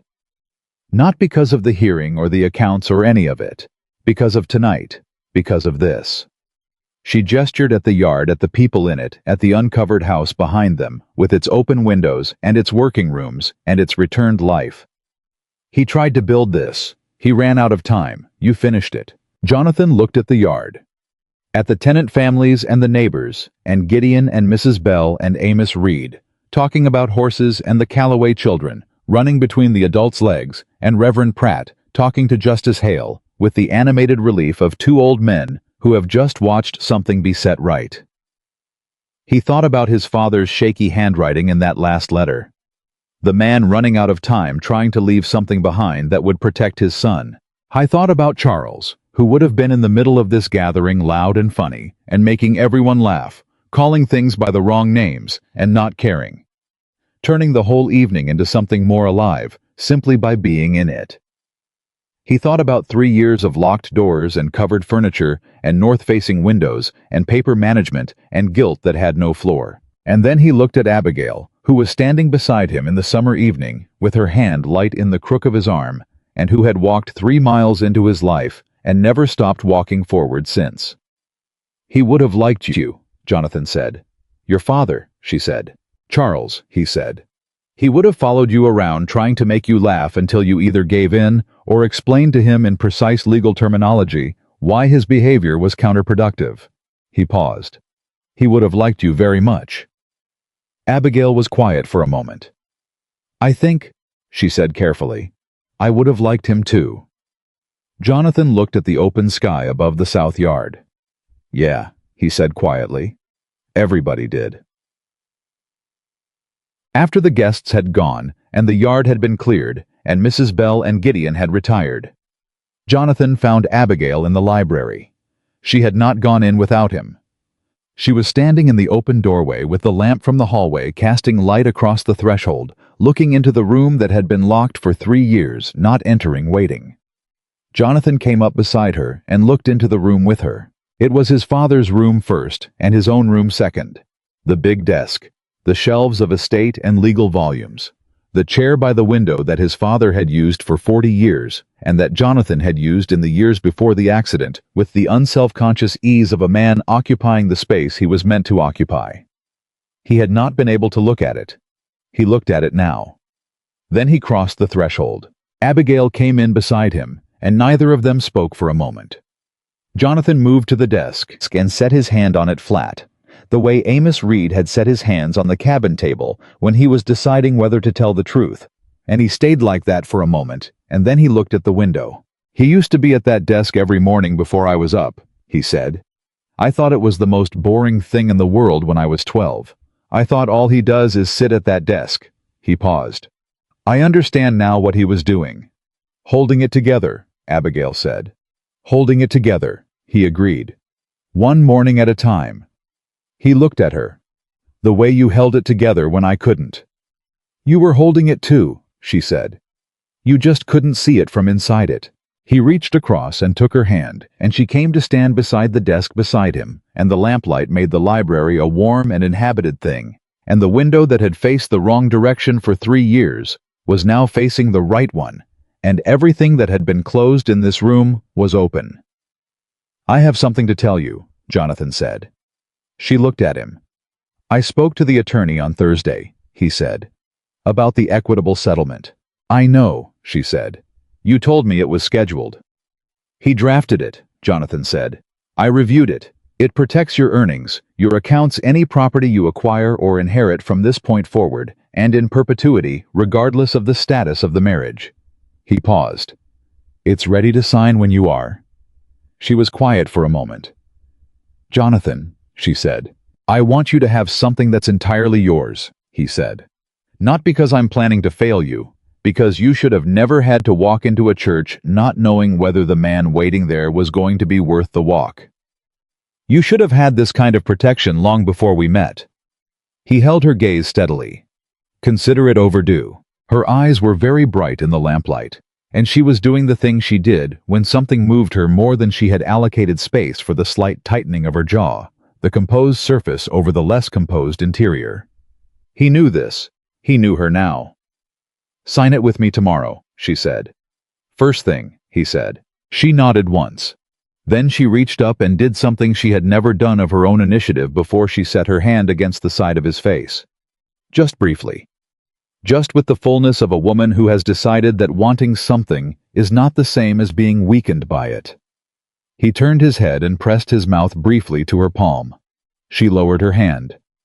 "I was thinking," she said, "about what you said in the South Fields." "Which part?" he said. "That the wanting felt dangerous," she said. "After 3 years of not wanting." She paused. "I understand that. I've been careful, my whole life, calculating what was available and what was not, and spending my energy on the available things and building walls around the rest." She paused. "I built walls around wanting to be someone's first concern, around wanting someone to stay." "I'm staying," he said. "I know," she said. That's what I'm telling you. I know." She met his eyes. "It's the strangest feeling I have ever had. Knowing something is real and not knowing what to do with that, except accept it." She paused. "I'm still learning." "So am I," he said. "Good," she said. "Then we can be imprecise together." He looked at her with an expression she had not seen before on his face. Not the controlled steadiness, not the careful attention, but something simpler and less guarded. Something that had been underneath all the rest of it for weeks and had finally found a face it could wear. He was happy, and she saw it, and the smile that had brought her through those church doors. The smile that had survived Wren's intimidation, and Silas's bribe, and the fever, and the deposition, and every difficult thing in between. That smile came back full and unhesitating, and he finally completely understood what it meant. It had never been about certainty. It had been about faith. The specific eyes-open faith of a woman who had read every available document, made her best assessment, and decided that some things were worth walking toward before you had proof they would hold. She had been right. The following morning was the first morning of September, and Ashbourne Farm was awake before sunrise. Samuel Oakes arrived at 7 and went straight to the estate office. Gideon had the farmhands moving before the dew had lifted. Mrs. Bell had bread in the oven, and the kitchen windows open to the morning cool. Thomas Calloway rode in from the northeast field to report that the wheat was ready, and they should begin harvest planning by end of week. Jonathan was already in the steward's office when Calloway arrived, reviewing the harvest schedule with Gideon's notations in the margins, and he looked up and said, "Thursday for the northeast section. Tell the Dolan brothers they're welcome to send workers if they have hands to spare. I'll pay fair day wages." Calloway nodded. "Yes, sir." He started to go, then stopped. "It's good to have you back out on the land, Mr. Jonathan." Jonathan looked at him. "It's good to be back," he said, and meant it absolutely. Abigail came down at 7:30 with the equitable settlement document. In her hand, she had read it again that morning, because she read everything at least twice, and she sat across from Jonathan at the dining table, and they signed it together with Gideon as witness, and Mrs. Bell as the second, and Mrs. Bell blew her nose immediately afterward, and said it was the heat. Jonathan looked at the signed document. He thought about his father's last letter, the shaky handwriting, the man running out of time trying to protect the son who hadn't known he needed protecting. He thought about all the things that letter had set in motion, the advertisement in the Richmond paper, the woman in a Richmond print seller's stall, buying a 1-cent portrait, the letter in 3 precise paragraphs, the church on a July morning, the record room, the payment timeline. Fredericksburg, Amos Reed's hands flat on a cabin table. I thought about Charles, who had seized the reins and driven too fast and driven off a bridge and been loved anyway, and would be loved always. Not with guilt attached to it. Now but cleanly. The full complicated love of a surviving brother, who has finally been given back the right to grieve. He thought about what Abigail had said in the South Fields. The wanting felt dangerous after 3 years of not wanting anything. He picked up the signed document and handed it to Abigail, and she took it and held it with the quiet certainty of a woman holding something that is entirely hers. "What does your morning look like?" he said. She looked up from the document. "Samuel has the quarterly reconciliation nearly complete," she said. "I want to review it before noon, and I'm meeting Margaret Webb at 2. She paused. "Her land matter is more interesting than she made it sound at the supper. I think someone has been misrepresenting the boundary survey on her north field." "Of course they have," Jonathan said. "I'll handle it," she said. "I know you will," he said. She looked at him for a moment, with the particular warm attention she had stopped trying to moderate, and she said, "And you?" "Tenant meetings this morning," he said. "The Merritt widow first. I want to discuss expanding her plot to the adjacent section. The acreage isn't being used, and she knows what she's doing with it." He paused. "And I want to talk to Amos this afternoon. Directly this time. About the carriage house position." She nodded. "Jonathan," she said. "Yes. Ride out to the Southfields today," she said. "Not for work, not to review anything, just—" She paused. "Just go." He looked at her. "The outdoor chair can manage the east path now," she said. "Gideon widened it last week." He was quiet for a moment. "You told him to widen it," he said. "I suggested it might be useful," she said carefully. He looked at her, this woman, who had reorganized his record room and rebuilt his accounts and proven his innocence and trained his clerk and negotiated his social rehabilitation and arranged for the east path to be widened so his chair could reach the south fields he loved and had been unable to look at for 3 years, and he said, "You are not a simple arrangement either." "No," she said. "I'm really not." He reached across the table and took her hand for a moment, and then let it go because there was work to do, and they were both people who did their work, and the doing of it was itself a form of love. The specific, daily, unspectacular love of two people building something real. I went to his meetings. She went to the estate office. Samuel Oakes filed the quarterly reconciliation. Gideon directed the harvest preparation. Mrs. Bell ran the kitchen with the authority of a woman who has waited 3 years to run it properly and intends to make full use of the opportunity. And in the late afternoon, when the meetings were done, and Amos Reed had shaken Jonathan's hand and said he would take the carriage house position, and thank you, Sir Jonathan asked Gideon for the outdoor chair and went out along the widened east path to the south fields. He went alone. He needed to go alone this time, because some things require a man and the place he loves, and no intermediary between them. The south fields in late afternoon were something he had forgotten, and now remembered the amber light, the smell of warm earth, and the particular richness of tobacco leaf at the edge of harvest. The scale of the thing, the realness of it. His father's land, his own land.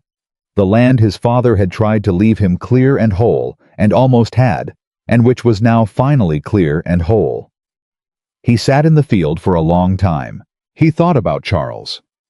He let himself think about Charles without the guilt in the way, and it was different. It was grief without a false floor beneath it. Grief that went as deep as it went, and was not a punishment, but just the true weight of losing someone you loved. He let it be that heavy. He let himself feel it completely for the first time. And then he looked at the field, at the rows of tobacco in the amber light at Ashbourne Farm, spread out around him, living, working, continuing. And he thought, Dad. We got it back. He stayed until the light changed. Then he turned the chair back toward the house. Abigail was at the window, the library window, the one that looked over the south yard, and she was there when he came back along the east path, not watching for him exactly, but present in the room and aware of his return, the way a person is aware of the thing they have oriented themselves toward, even when they are not looking directly at it. He came into the library and found her with a book open in her lap that she had not been reading. The South Fields, he said. Yes, she said. How were they? Exactly right, he said. She nodded. He moved to the window beside her and looked out at the yard where the community supper had been, where the evidence of it was visible in the trampled grass and the tables that hadn't been moved back yet, and the late light was making everything amber and specific and real. I want to tell you something, he said. She set the book aside. In that church, he said, when you walked in, I told myself I did not have the right to want this to work. The arrangement. You. He looked at the yard. I told myself it was practical, and I would manage it practically, and I would not want more than what had been agreed. He paused. I lasted approximately 4 days. She said nothing, but something in her went very still and warm. By the end of the first week, I had stopped calling it an arrangement inside my own head, he said. I hadn't admitted that yet, but the word had stopped fitting. He looked at her.